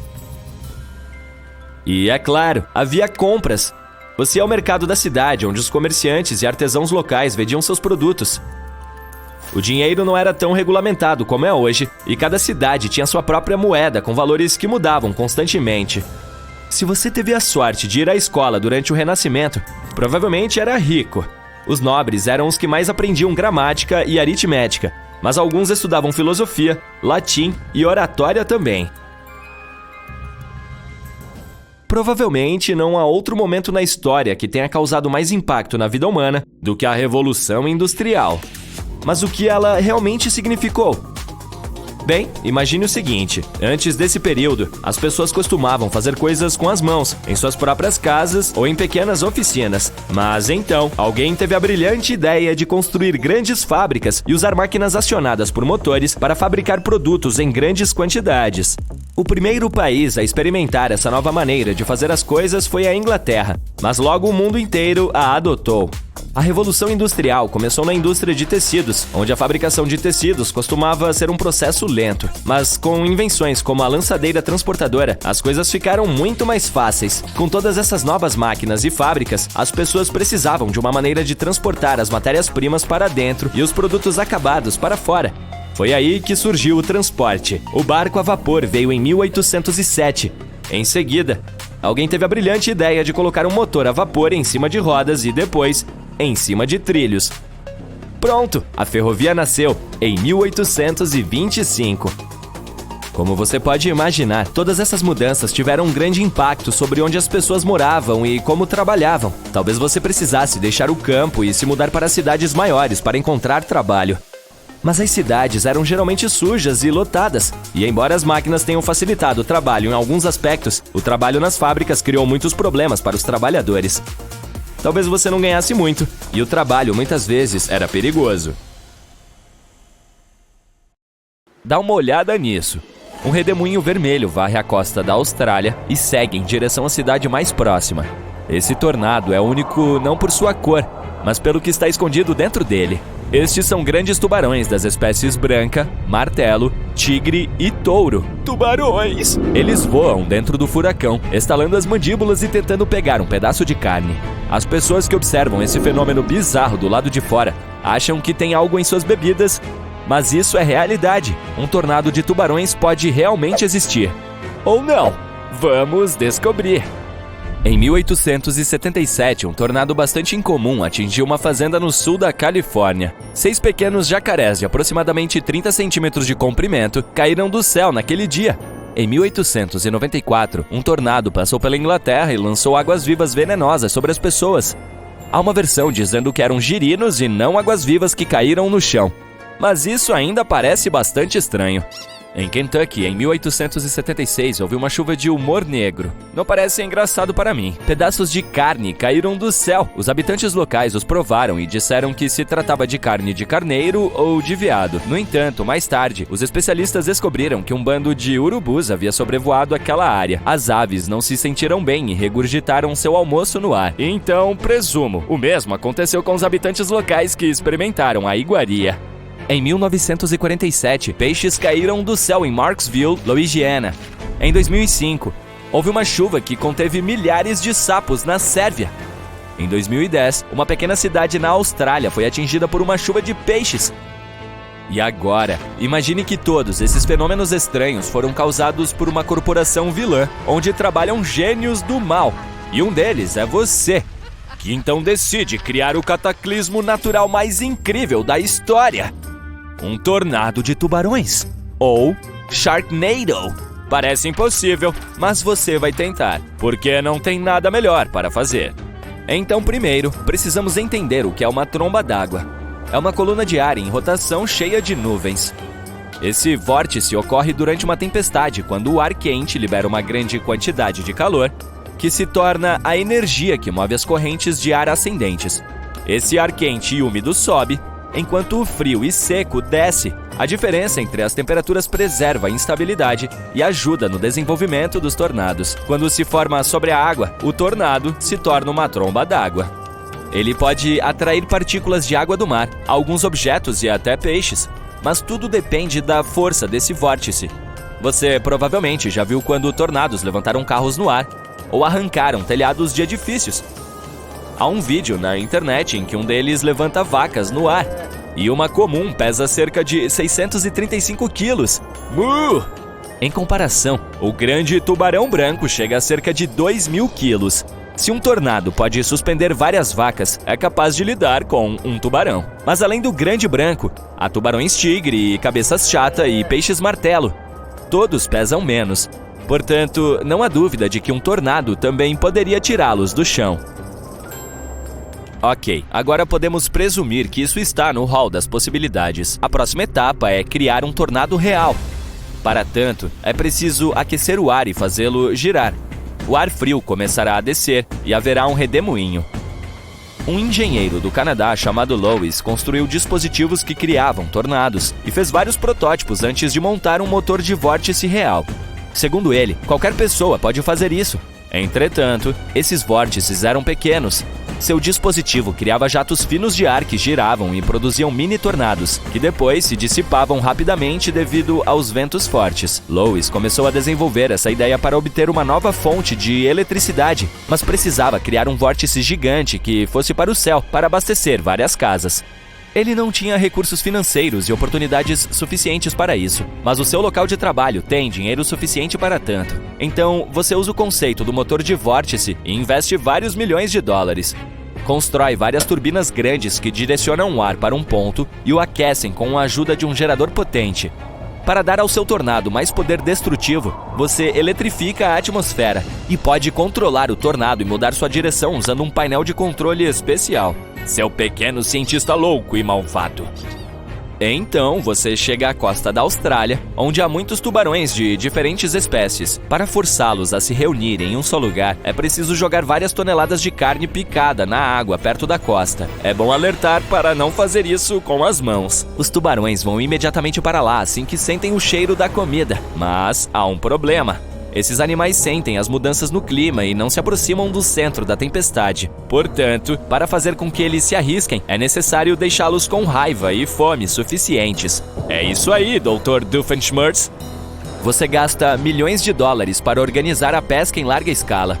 Joga enormes redes na água e, em uma semana, captura todos os peixes, moluscos e outras formas de vida marinha que podem se tornar o jantar dos tubarões. Então transfere todas as presas para aquários gigantes e espera que os monstros fiquem com fome. Alguns dias depois, percebe que muitos deles se reúnem perto da costa em busca de alimento.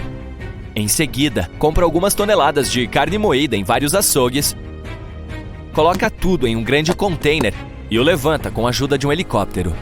Você despeja a carne em um local onde há muitos tubarões. O almoço atrai peixes em um raio de 1,5 km. Nesse momento, um grande navio com um gerador de tornados se aproxima da costa. Ei, não dá para desistir agora, certo? Você liga os motores e fortes fluxos de ar quente se acumulam no céu.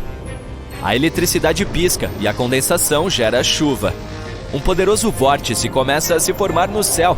Você o controla e o direciona para os tubarões. O redemoinho puxa pedaços de carne moída da água. As partículas de poeira se misturam com a carne e o tornado fica vermelho. Acho que vou vomitar. Você aumenta a força do vento e vê como os tubarões começam a subir no ar. Mas precisamente, saltam da água para pegar a carne e o tornado os pega. Quando vários deles estão dentro do vórtice, você os direciona para a costa. As pessoas correm horrorizadas. Alguns animais caem de volta na água e outros na praia. O tubarão martelo cai direto na cozinha de um restaurante costeiro e come todo o cardápio. Ele também é um porco. Você direciona o Sharknado para a cidade. A tempestade levanta árvores e carros no ar e arranca os telhados das casas. Alguns tubarões caem nas ruas. As pessoas estão correndo em diferentes direções. O vórtice passa pela cidade, dispersando os monstros. É claro que eles não rastejam no chão e não tentam comer as pessoas. Estão apenas em choque e não entendem o que está acontecendo. O que posso dizer? É um Sharknado! Mesmo no oceano, os tubarões não gostam de morder os humanos. Todos os ataques ocorrem porque eles os confundem com focas ou outras criaturas marinhas que parecem comida.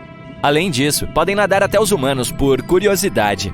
E agora estão desorientados e com grandes problemas respiratórios. Os peixes precisam de um fluxo constante de água passando por suas brânquias que extraem oxigênio. Dependendo da espécie, os tubarões podem ficar sem água por vários minutos até 1 hora. Nesse momento, você percebe que não executou um plano vil, mas uma coisa estúpida que causou sofrimento a tantos animais.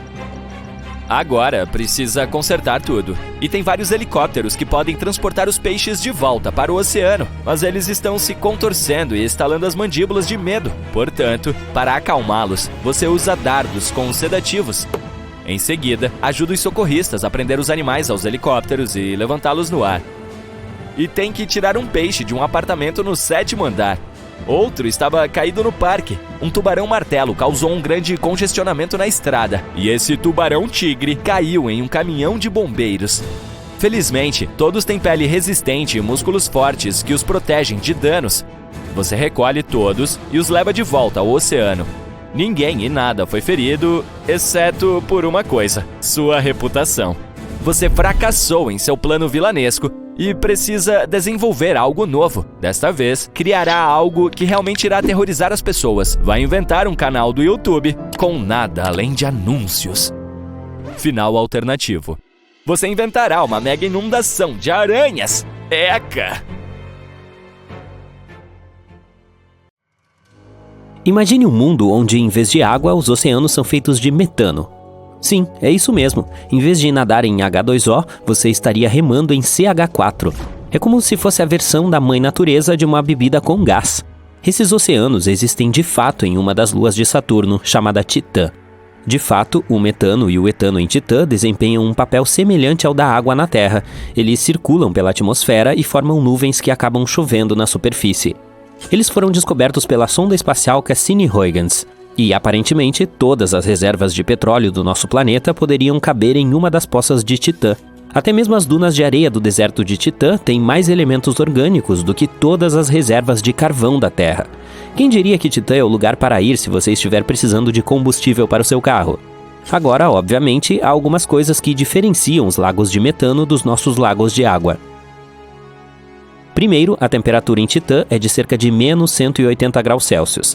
É como dar um mergulho em um copo gigante de nitrogênio líquido. Não é exatamente o ideal para um dia de praia, né? O metano também é menos denso que a água, portanto, se você fosse nadar em um oceano assim, flutuaria como um balão. Isso tornaria o nado de costas muito mais fácil.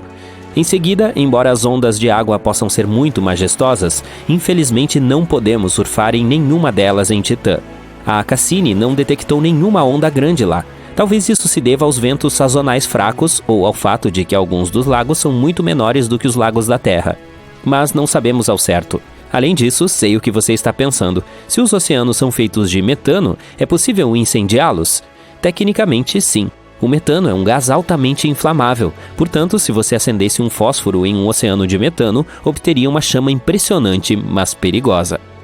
Portanto, considerando todas essas diferenças, surge a pergunta: como seria um planeta com esses oceanos? Bom, podemos fazer algumas suposições observando Titã. Em primeiro lugar, sua atmosfera, composta principalmente de metano, seria incrivelmente espessa. A atmosfera de Titã chega a avançar quase 595,5 km no espaço. E a pressão atmosférica lá é 60% maior que a da Terra. Portanto, se você sempre quis experimentar a sensação de nadar nas profundezas do oceano, agora é a sua chance. Além disso, o metano é um poderoso gás de efeito estufa que retém muito bem o calor do Sol. É por isso que nosso planeta se aqueceria mais rápido do que uma sauna. Você pode se perguntar, então, por que é tão frio em Titã? Isso se deve ao fato de essa lua estar muito distante do Sol e a luz não chegar muito bem. Mas se colocarmos nosso planeta em algum lugar no meio, então a temperatura pode até ser bastante confortável. Na verdade, os oceanos de metano em um planeta poderiam realmente deixar o clima interessante. O planeta seria um terreno fértil para nuvens de metano. Assim como em Titã, poderia formar uma névoa alaranjada que faria com que nosso planeta parecesse um misterioso. Seria difícil nos ver do espaço sem alguns telescópios especiais. E não vamos nos esquecer das tempestades de metano. Elas também encharcariam a superfície ocasionalmente. Portanto, lembre-se de levar seu guarda-chuva. Mas pelo menos os compostos pesados e ricos em carbono dariam origem a alguns campos de dunas muito bonitos. E, finalmente, a diferença mais importante. Enquanto os oceanos de água na Terra estão repletos de todos os tipos de criaturas, não temos certeza se há vida nos oceanos de metano em Titã. Se houver, eles terão de ser muito resistentes para sobreviver em condições tão extremas. Portanto, se houver vida em um tal planeta, ela será muito diferente da que estamos acostumados a ver na Terra. Por exemplo, os micróbios podem ser capazes de lidar com isso.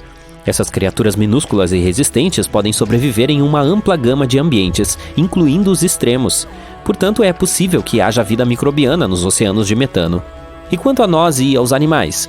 Bom, o cientista Robert Zubrin acredita que Titã pode ser o lugar perfeito para os seres humanos colonizarem em nosso sistema solar. De acordo com ele, essa pequena lua tem tudo o que precisamos para sobreviver e prosperar. E se isso é possível nessa lua, então poderia funcionar em um planeta também. Para começar, precisaríamos de oxigênio para respirar. Poderíamos usar nitrogênio e metano na atmosfera para criar ar respirável e combustível para foguetes. Também poderíamos usar esses elementos para fazer alguns fertilizantes e cultivar plantas. Em seguida, precisaríamos de água. Como os oceanos são feitos de metano, não podemos exatamente bebê-los. Precisaríamos encontrar ou criar fontes de água. Os cientistas acreditam que, na verdade, ela pode estar escondida abaixo da superfície de Titã, juntamente com um pouco de amônia. Poderíamos usá-la para beber ou criar ainda mais oxigênio. Portanto, com todos esses recursos, poderíamos criar uma colônia autossustentável mesmo em um local com oceanos de metano. Muito fácil. Embora sempre existam alternativas, talvez pudéssemos nos tornar respiradores de metano, evoluir para organismos que usam metano em vez de oxigênio. Por exemplo, poderíamos ter pulmões grandes porque teríamos que inalar um volume muito maior de ar, já que o metano é menos denso que o oxigênio. Mas isso é pura ficção científica. Os oceanos de metano não são os únicos oceanos incomuns no espaço. Acontece que os mares em planetas de diamante podem ser ainda mais estranhos. Veja o WASP-12b, por exemplo. Esse exoplaneta, localizado a cerca de 1.200 anos-luz de distância, pode ter oceanos de alcatrão. Isso mesmo, alcatrão. O planeta tem mais carbono do que oxigênio, o que significa que sua crosta provavelmente é feita de coisas como diamante e grafite, em vez de minerais comuns à base de sílica como o granito. Imagine entrar neste planeta e a primeira coisa que você percebe é que as praias são feitas de uma gosma preta. É como entrar em um pesadelo em que você está preso em uma areia movediça feita de lodo pegajoso. Portanto, esqueça as praias de areia e águas cristalinas com as quais está acostumado. Aqui, você viverá a vida do piche. Suas roupas de banho serão substituídas por trajes de proteção, e você precisará de um par de botas resistentes para caminhar sobre a superfície pegajosa. Mas na realidade, o WASP-12b não é o local ideal para procurar qualquer tipo de geologia. É simplesmente quente demais para que qualquer coisa sobreviva, quanto mais se desenvolva. Mas pode haver exoplanetas menores e semelhantes onde poderíamos viver. Agora você deve estar pensando, oceanos de alcatrão? Isso é conversa de maluco. Mas você sabia que existe um lago de asfalto natural com 75 metros de profundidade aqui na Terra? Ele se chama Pitch Lake e está localizado em Trinidad. Ele se forma quando o petróleo é forçado a subir à superfície e os componentes mais leves evaporam, deixando para trás o piche mais espesso e pesado.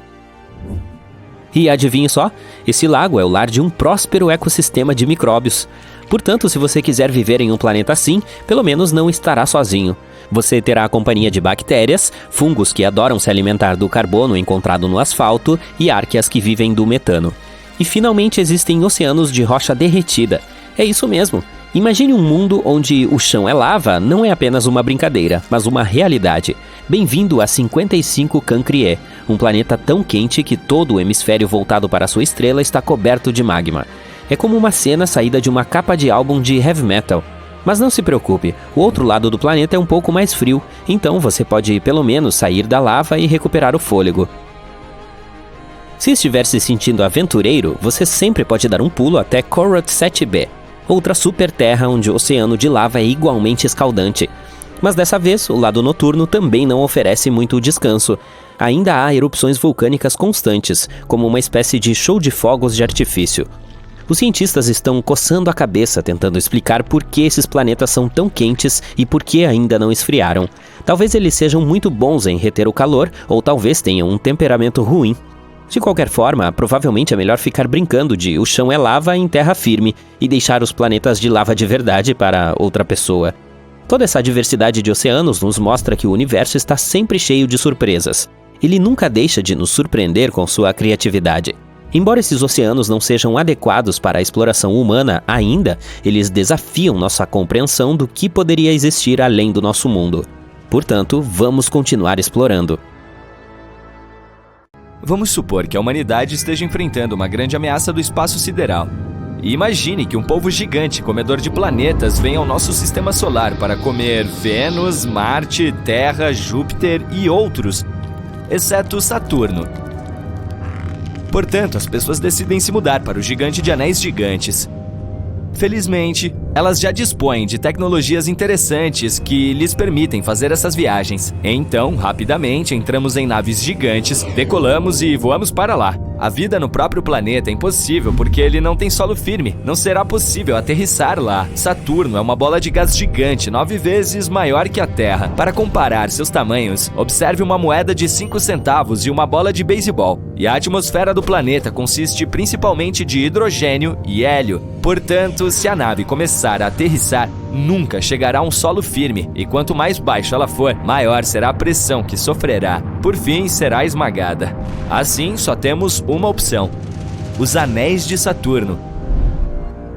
Eles são formados por partículas gigantes, médias e minúsculas de gelo e rocha que voam ao redor do gigante gasoso a uma velocidade tremenda. Se originam de cometas que passaram voando. A gravidade de Saturno tirou esses corpos celestes de seu curso e os esmagou com sua pressão. Os fragmentos começaram a se acumular ao redor dele, formando anéis. Algumas dessas partículas voam mais rápido, outras são mais lentas. O mais próximo do planeta é o anel D. É seguido pelos anéis C e B. Em seguida, há uma grande lacuna chamada divisão Cassini. Os anéis A, F, G e E vêm depois. Essa classificação é muito conveniente para a criação de um mapa. Portanto, as pessoas se aproximam, mas não se atrevem a pousar neles. Primeiro, elas enviam cápsulas de teste com robôs para explorar a área. Estes escolhem um local adequado no anel E. De fato, a distância entre as rochas é bastante grande e a nave pode voar facilmente até lá. Há partículas minúsculas, pedras enormes do tamanho de uma casa e cometas do tamanho de uma montanha inteira. O primeiro robô voa até uma grande rocha em alta velocidade. Nesse momento, uma do tamanho de uma bola de beisebol perfura o corpo dele. Outro é esmagado entre duas que se chocam. O terceiro fica preso em uma chuva de pingentes de gelo afiados e se quebra. As pessoas têm grandes oficinas de engenharia em suas naves e, por isso, constroem novas cápsulas e novos robôs. Dessa vez, eles são feitos de materiais mais duráveis. Então, chegam novamente a uma grande pedra. Algumas partículas se chocam contra eles, mas não rompem a armadura. As máquinas montam uma pequena estação em uma rocha voadora, onde as pessoas podem viver. Mas depois de algumas horas, um grande pedaço de asteroide esmaga a estação. Parece que precisamos de outra estratégia. Naves gigantes examinam toda a área do anel E e calculam as trajetórias de bilhões de pedras. Após longos processamentos, as pessoas finalmente encontram os lugares perfeitos no meio desse caos, os quais permanecerão intactos por muito tempo. Elas pousam nessas grandes rochas em suas cápsulas e começam a se estabelecer. Constroem estações e pequenas casas e instalam baterias potentes nelas. Saturno está localizado a uma distância de 9 unidades astronômicas e meia do Sol. Uma unidade é a distância do Sol à Terra. Portanto, Saturno é um lugar bastante frio. É por isso que há tanto gelo voando ao redor dele. Mas como obter a energia para aquecer tudo? Há muito pouco nas grandes naves. Além disso, os painéis solares são ineficazes ali devido à grande distância do Sol. Assim, os cientistas criaram uma maneira de gerar energia cinética a partir de pedras voadoras. É como um moinho de vento. Quando ele aciona os ventiladores, esses movimentos são convertidos em energia. Então os engenheiros constroem painéis que coletam energia das rochas em movimento. Mas isso não diminui a velocidade delas, porque a gravidade de Saturno continua a movê-las. Dessa maneira, as pessoas recebem uma fonte de energia quase ilimitada. Algumas estações espaciais têm plantas e árvores que produzem oxigênio por meio da fotossíntese. Só que, em vez de luz solar, elas obtêm energia do ultravioleta.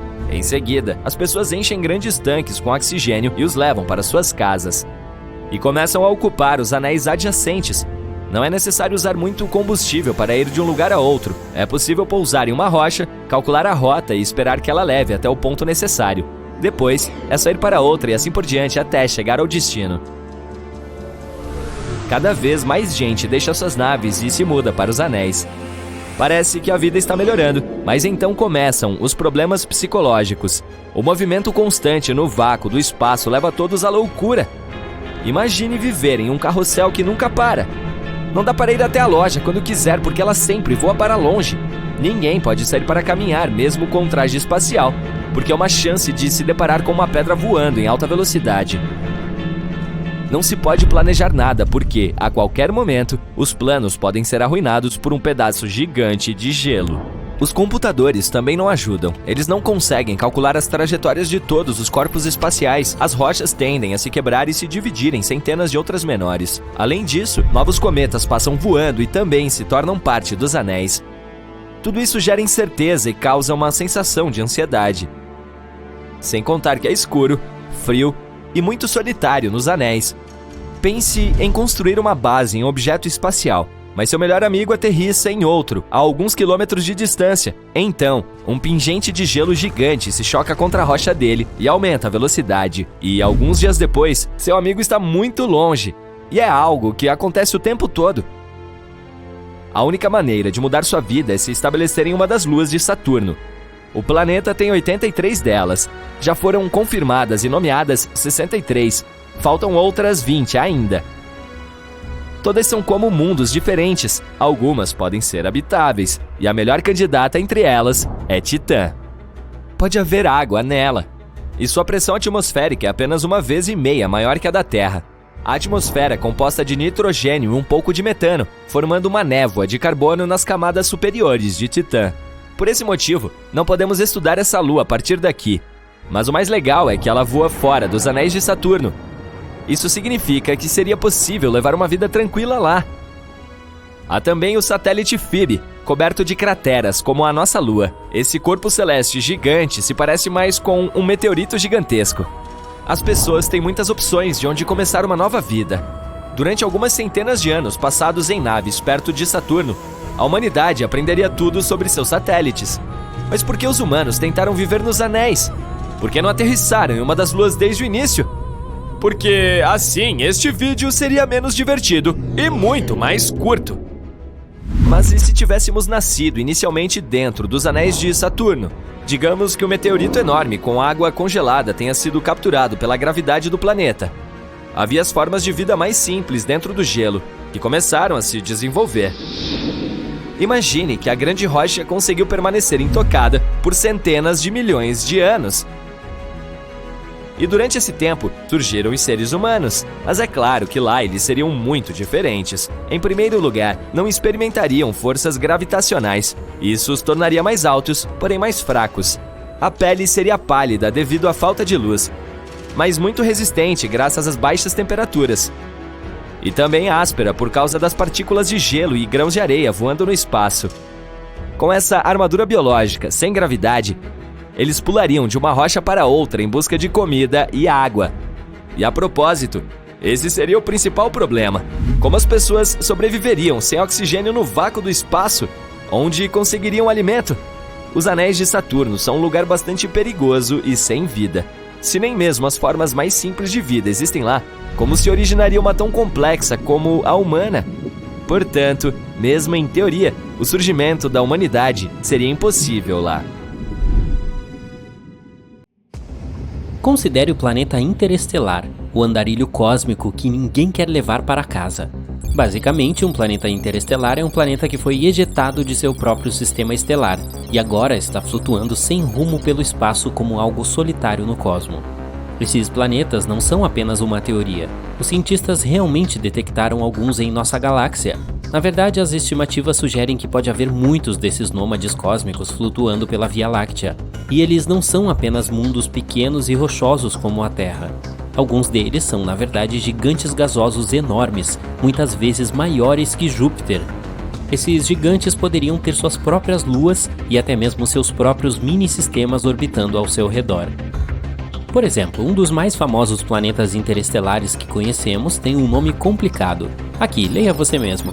Ele está localizado a cerca de 80 anos-luz de distância da Terra e foi descoberto em 2013. Estima-se que esse planeta interestelar tenha cerca de 6 vezes a massa de Júpiter, e acredita-se que tenha cerca de 12 milhões de anos de idade. E sim, só porque esses solitários cósmicos não têm uma estrela, não significa que sejam super frios. Eles ainda podem gerar calor e luz a partir de seus próprios processos internos. Alguns podem até ter campos magnéticos e auroras, assim como a Terra. Em outras palavras, os planetas interestelares podem ser potencialmente habitáveis, se tiverem as condições certas. Então, como seria a vida em um planeta assim? E será que poderíamos viver em um mundo assim? Bom, viver em um planeta interestelar pode ser uma existência solitária. Eles não têm um sol quente para se aquecer, uma atmosfera aconchegante para se aconchegar e nenhum vizinho cósmico para fazer um churrasco. É por isso que temos que ser criativos. Vamos começar com o problema mais óbvio. Será difícil ficar sem luz e calor. Então, como resolveremos isso? Bom, provavelmente teríamos que investir em aquecedores espaciais muito sofisticados e usar trajes espaciais modernos e superaquecidos. Ou poderíamos inventar uma maneira totalmente nova de gerar eletricidade sem depender da energia solar. Por exemplo, que tal usar a energia geotérmica? Isso sim é que é quente. Cada planeta tem uma fonte interna de calor. Sem ela, todos eles não passariam de rochas frias e sem vida flutuando no espaço. Esse calor interno pode ser aproveitado e usado para alimentar tudo, de casas a fábricas e naves espaciais. É como ter uma banheira de hidromassagem grande o suficiente para alimentar uma cidade inteira. E essa cidade muito provavelmente estará localizada no subsolo, mais perto da fonte de calor. E quanto à luz, bom, provavelmente teríamos que construir algumas lanternas realmente brilhantes. Ou talvez até aprender a criar via engenharia genética alguns organismos bioluminescentes para iluminar nossas casas. Imagine bases espaciais repletas de cogumelos e plantas de neon. Por sinal, falando em plantas, seria muito difícil criar vida vegetal sem uma estrela. Então, o que comeríamos? Bom, poderíamos usar as mesmas aberturas geotérmicas de que falamos, ou algumas reações químicas para nos sustentar. E talvez desenvolvêssemos um gosto por alimentos ricos em enxofre, ou começássemos a fermentar nossas próprias bebidas a partir da lama vulcânica borbulhante. Que delícia! Mas além da comida, temos um problema mais importante. Viver em um planeta interestelar seria de tirar o fôlego. Literalmente. Não teríamos ar. Veja bem, nem todos os planetas interestelares têm atmosferas boas e estáveis. Tudo depende de seu tamanho, composição e outros fatores. Mas mesmo que o nosso novo lar tenha uma atmosfera, ela pode ser incrivelmente fina e instável. Não teríamos um céu azul bonito ou um pôr do sol dramático para admirar. Em vez disso, estaríamos olhando para o vazio infinito do espaço, onde as estrelas seriam mais brilhantes do que nunca. E esqueça os padrões climáticos. Sem uma atmosfera para criá-los, não teríamos chuva, nem neve, nem tempestades. E esses são apenas alguns problemas menores. O que é pior, a temperatura do planeta seria extremamente flutuante, oscilando de um calor insuportável para um frio insuportável. Seria como viver em um forno que está sempre sendo ligado e desligado. E finalmente estaríamos expostos a todos os tipos de detritos espaciais e radiação cósmica. Portanto, se você não quiser ser torrado, talvez seja melhor investir em um bom protetor solar. Então, como podemos consertar isso? Bom, teríamos que encontrar uma maneira de gerar nosso próprio oxigênio e provavelmente criar algo como uma biosfera da era espacial. Por exemplo, poderíamos cultivar algumas plantas que produzissem oxigênio ou precisaríamos aprender a filtrar o ar com algo como um purificador de ar de alta tecnologia. Por fim, temos o último problema mais importante: encontrar água. E é aqui que os oceanos submarinos vêm em nosso auxílio. Agora estamos realmente mergulhando fundo nas possibilidades. Mas falando sério, os cientistas sugerem que alguns desses planetas podem de fato ter oceanos submarinos. Seria como viver em um balão de água gigante que foi enterrado no subsolo, como o solo sob seus pés feito de gelo e rocha. Em outras palavras, poderíamos simplesmente explorar esses oceanos subterrâneos. Eles poderiam nos fornecer uma fonte de água para beber, cultivar e fabricar. Talvez até com outros recursos e materiais que nunca vimos antes.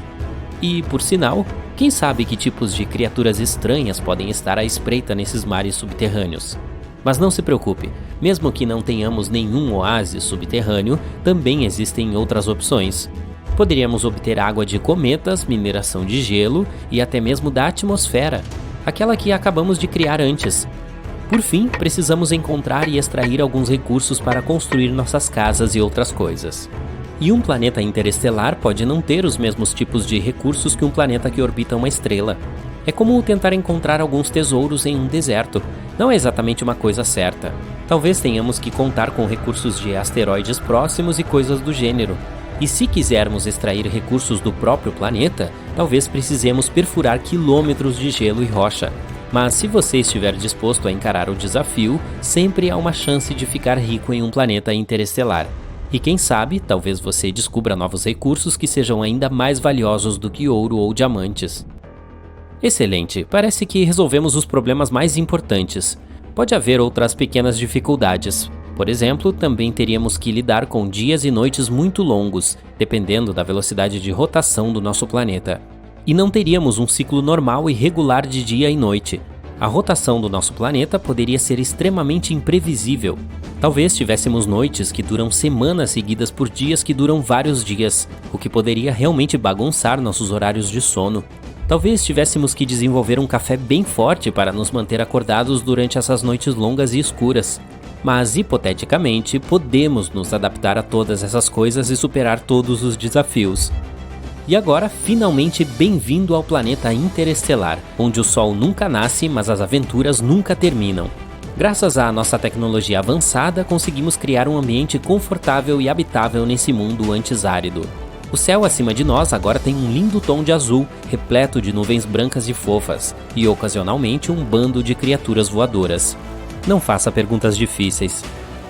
Quando nos aventurarmos a sair de nossos habitats subterrâneos, seremos recebidos por um mundo cheio de surpresas. Plantas e animais estranhos se adaptaram às condições únicas deste planeta, alguns com características bioluminescentes que brilham no escuro. E tome cuidado se você quiser nadar no oceano subterrâneo, ele pode ser o lar de algumas criaturas bizarras que querem se alimentar com... Bom, voltaremos a esse assunto. Talvez. Como você pode ver, criamos cidades extensas e comunidades prósperas, alimentadas pela energia geotérmica do planeta. Também criamos várias fontes de luz artificial que mantêm as coisas claras durante as noites escuras e frias. É claro que ainda temos alguns problemas com a navegação e o controle do tempo, mas as coisas não são tão monótonas como costumavam ser, não é mesmo? De modo geral, viver em um planeta interestelar definitivamente teria seus desafios, mas também poderia ser uma maneira incrível de conhecer o universo. E quem sabe, talvez um dia encontremos um planeta assim e o transformaremos em uma metrópole intergaláctea movimentada. Mas até lá, vamos aproveitar e arrumar nossa querida Terra. Você já se perguntou como seria se cada planeta em nosso sistema solar tivesse o tamanho da Terra? Bem, está na hora de mergulhar neste cenário de fundir a cuca. Imaginemos como seria cada planeta se fosse tão grande quanto o nosso amado planeta azul. Será que a paisagem árida e vermelha de Marte se tornaria de repente um oásis verde exuberante? Será que o gigante de gás Júpiter desapareceria? E como isso afetaria nosso sistema solar como um todo? Estaríamos todos nós condenados?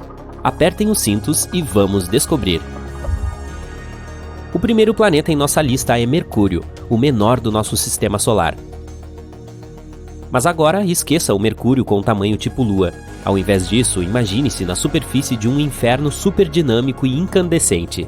Há muitas crateras e vulcões ativos ao seu redor, e bem na sua frente está um enorme e cegante sol brilhante. Que pesadelo! Mas vamos esmiuçar essas mudanças. Bem, junto com o tamanho de Mercúrio, tanto sua massa quanto sua gravidade aumentariam. Nesse caso, é possível que Mercúrio tivesse mais atmosfera. As temperaturas lá são extremas, não só porque está muito perto do Sol, mas também por causa de sua atmosfera muito fina. Assim, durante o dia as temperaturas chegam a 430 graus Celsius, e à noite fica terrivelmente frio, chegando a menos 180 graus Celsius. Mas agora, quando a gravidade é mais forte, Mercúrio poderia ter uma atmosfera mais densa. Assim, o calor seria melhor distribuído em todo o planeta. E a atmosfera não é a única coisa que poderia torná-lo mais quente. Se Mercúrio se tornasse maior, provavelmente experimentaria um aumento do aquecimento interno devido à compressão gravitacional. E, hipoteticamente, sua atividade tectônica poderia aumentar. Em outras palavras, paisagens mais interessantes, mais montanhas e vulcões ativos mais assustadores. Parabéns, você transformou Mercúrio em Vênus 2.0. Para nós, todas essas mudanças não seriam muito agradáveis e seria muito mais difícil enviar nossas naves espaciais para lá. Portanto, é melhor para Mercúrio ficar como está, pequeno, calmo e entediante. Basicamente, o oposto completo do nosso próximo planeta, Vênus. Então, o que aconteceria a Vênus se ele fosse do tamanho da Terra? Na verdade, nada. Não mudaria em nada. Tudo porque Vênus já é quase do tamanho da Terra. É até chamado de o gêmeo da Terra. Embora gêmeo seja uma palavra grande, é claro.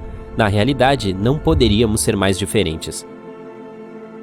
Vênus é frequentemente chamado de estrela da manhã por ser tão brilhante e visível no céu. Mas não se deixe enganar por sua beleza. Este planeta é um dos lugares mais inóspitos do nosso sistema solar. Sua superfície é mais quente que uma pizza recém-cozida, cerca de 500 graus Celsius.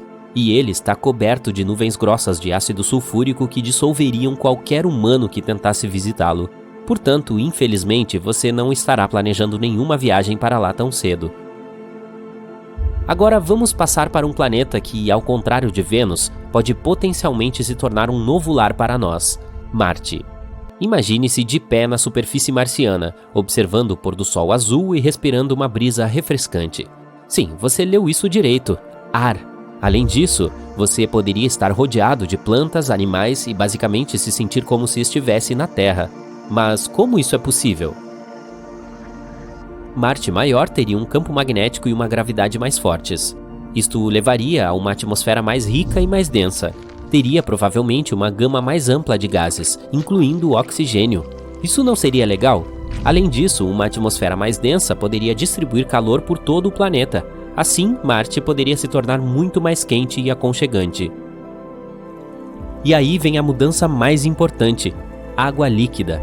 Na verdade, Marte tem água congelada em seus polos e em reservatórios subsuperficiais, mas com uma atração gravitacional mais forte, pode potencialmente estabilizar a água líquida em sua superfície. Viva! No entanto, nem tudo são flores. O novo Marte também teria uma personalidade vulcânica. Já está geologicamente ativo, mas agora seu calor e pressão internos disparariam.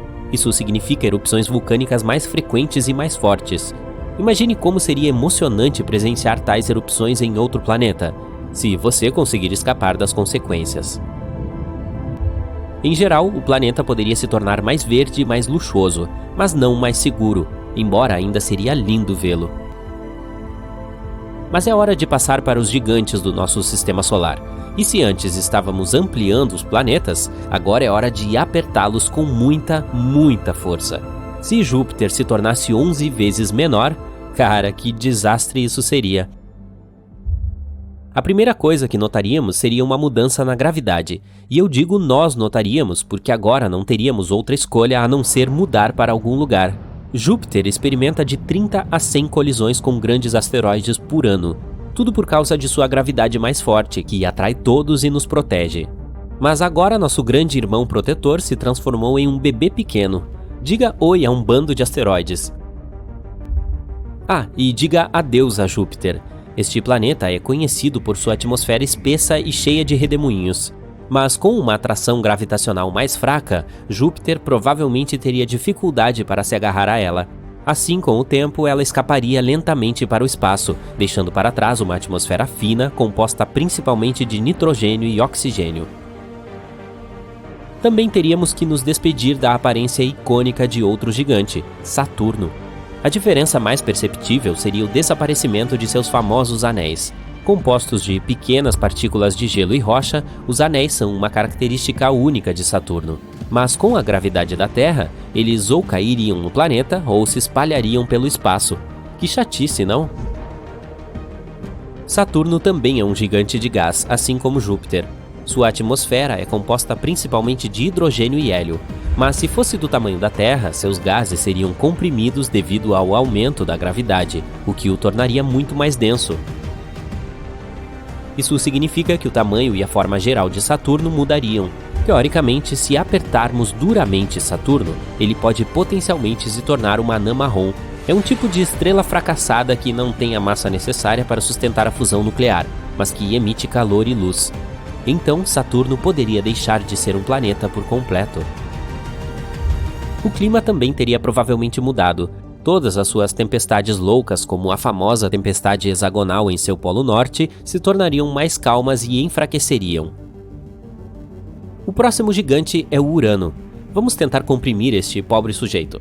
Em primeiro lugar, a gravidade superficial em Urano seria muito mais fraca do que é agora.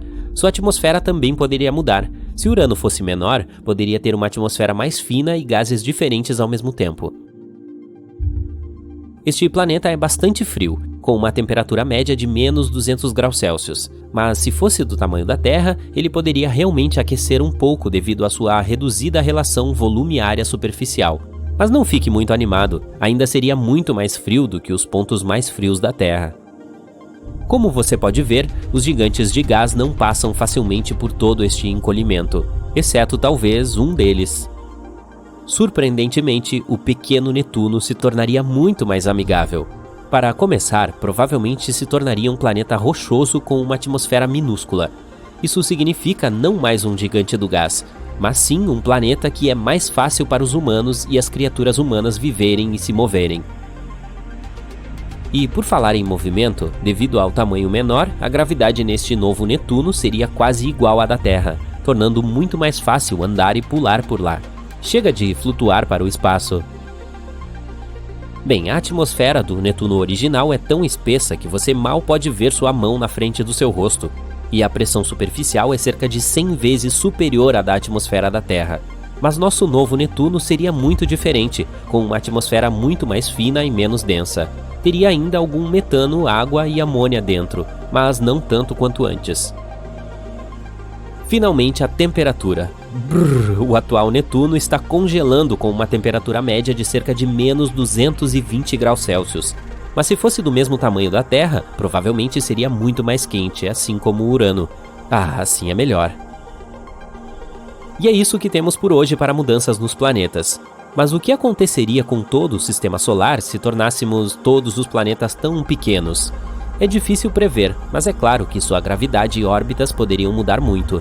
É improvável que algum deles saísse voando pelo espaço ou que se chocassem uns com os outros ou algo parecido. Mas muitas de suas órbitas provavelmente se tornariam bastante instáveis, e o número de colisões com asteroides aumentaria significativamente. Naturalmente, tudo isso é pura especulação. Não é como se pudéssemos realmente testar tudo isso, mas ainda é uma experiência de pensamento bastante interessante e faz com que apreciemos como nosso sistema solar é realmente único e especial do jeitinho que é. Tente imaginar como seria se você acordasse um dia e tudo à sua volta fosse cor-de-rosa. Quero dizer literalmente, não apenas ter uma vibe de pensamento cor-de-rosa. Tudo, desde suas paredes até sua cama, escrivaninha, poltrona e até mesmo as roupas que você usa seria cor-de-rosa. Você conseguiria viver em um mundo assim durante uma semana inteira? Seu primeiro pensamento pode ser: tem algo errado com meus olhos? Para a maioria das pessoas, a resposta é não. Mesmo que houvesse algo de errado com sua visão, as chances são que você não acabaria vendo apenas uma única cor para o resto de sua vida. A maioria das pessoas que é daltônica nasce assim, embora existam raros casos em que se pode desenvolver essa condição mais tarde na vida. E mesmo aquelas pessoas que são totalmente daltônicas veem um mundo apenas em preto, branco e cinza. A maioria das pessoas com daltonismo tem problemas de percepção de certas cores. Sua maior dificuldade é distinguir as tonalidades de uma mesma cor. Mas voltemos ao nosso mundo cor-de-rosa. O rosa é uma cor especial para o nosso cérebro? Quando você pensa em objetos cor-de-rosa, provavelmente os associa com emoções como amor e gentileza. Em alguns casos, olhar para a cor rosa por longos períodos de tempo pode realmente fazer com que as pessoas se sintam mais agitadas. Nos esportes, times já pintaram de cor rosa o vestiário do oponente, numa tentativa de diminuir sua energia e desempenho. Esta tática foi implementada por um treinador americano que acreditava que o vestiário cor-de-rosa mexeria com a mente dos adversários. E se eu te dissesse que esse tom específico de rosa para o qual você acordou tem poderes especiais? Nos anos 70, um cientista chamado Alexander Schaus encontrou uma cor que fazia as pessoas se sentirem calmas e relaxadas. Após muitas experiências para testar os efeitos de diferentes cores no comportamento das pessoas, ele encontrou esta cor específica, a qual chamou de rosa Schaus. Seu estudo mostrou que quando as pessoas olhavam para uma cor vibrante, perdiam força em seus músculos. Mas quando olhavam para a cor azul, sua força voltava ao normal. O pesquisador falou sobre isso em palestras públicas e até o mostrou na TV. Ele convidou um fisiculturista e concluiu que eles não conseguiam fazer uma única rosca direta depois de olhar para a cor rosa. Schaus estava tão perto de sua descoberta que até sugeriu que as prisões deveriam pintar as celas de cor-de-rosa para acalmar os presidiários. 2 oficiais de uma prisão americana testaram esta ideia pintando uma cela de cor-de-rosa e descobriram que alguns detentos ficaram mais calmos depois de estarem em seu interior por 15 minutos.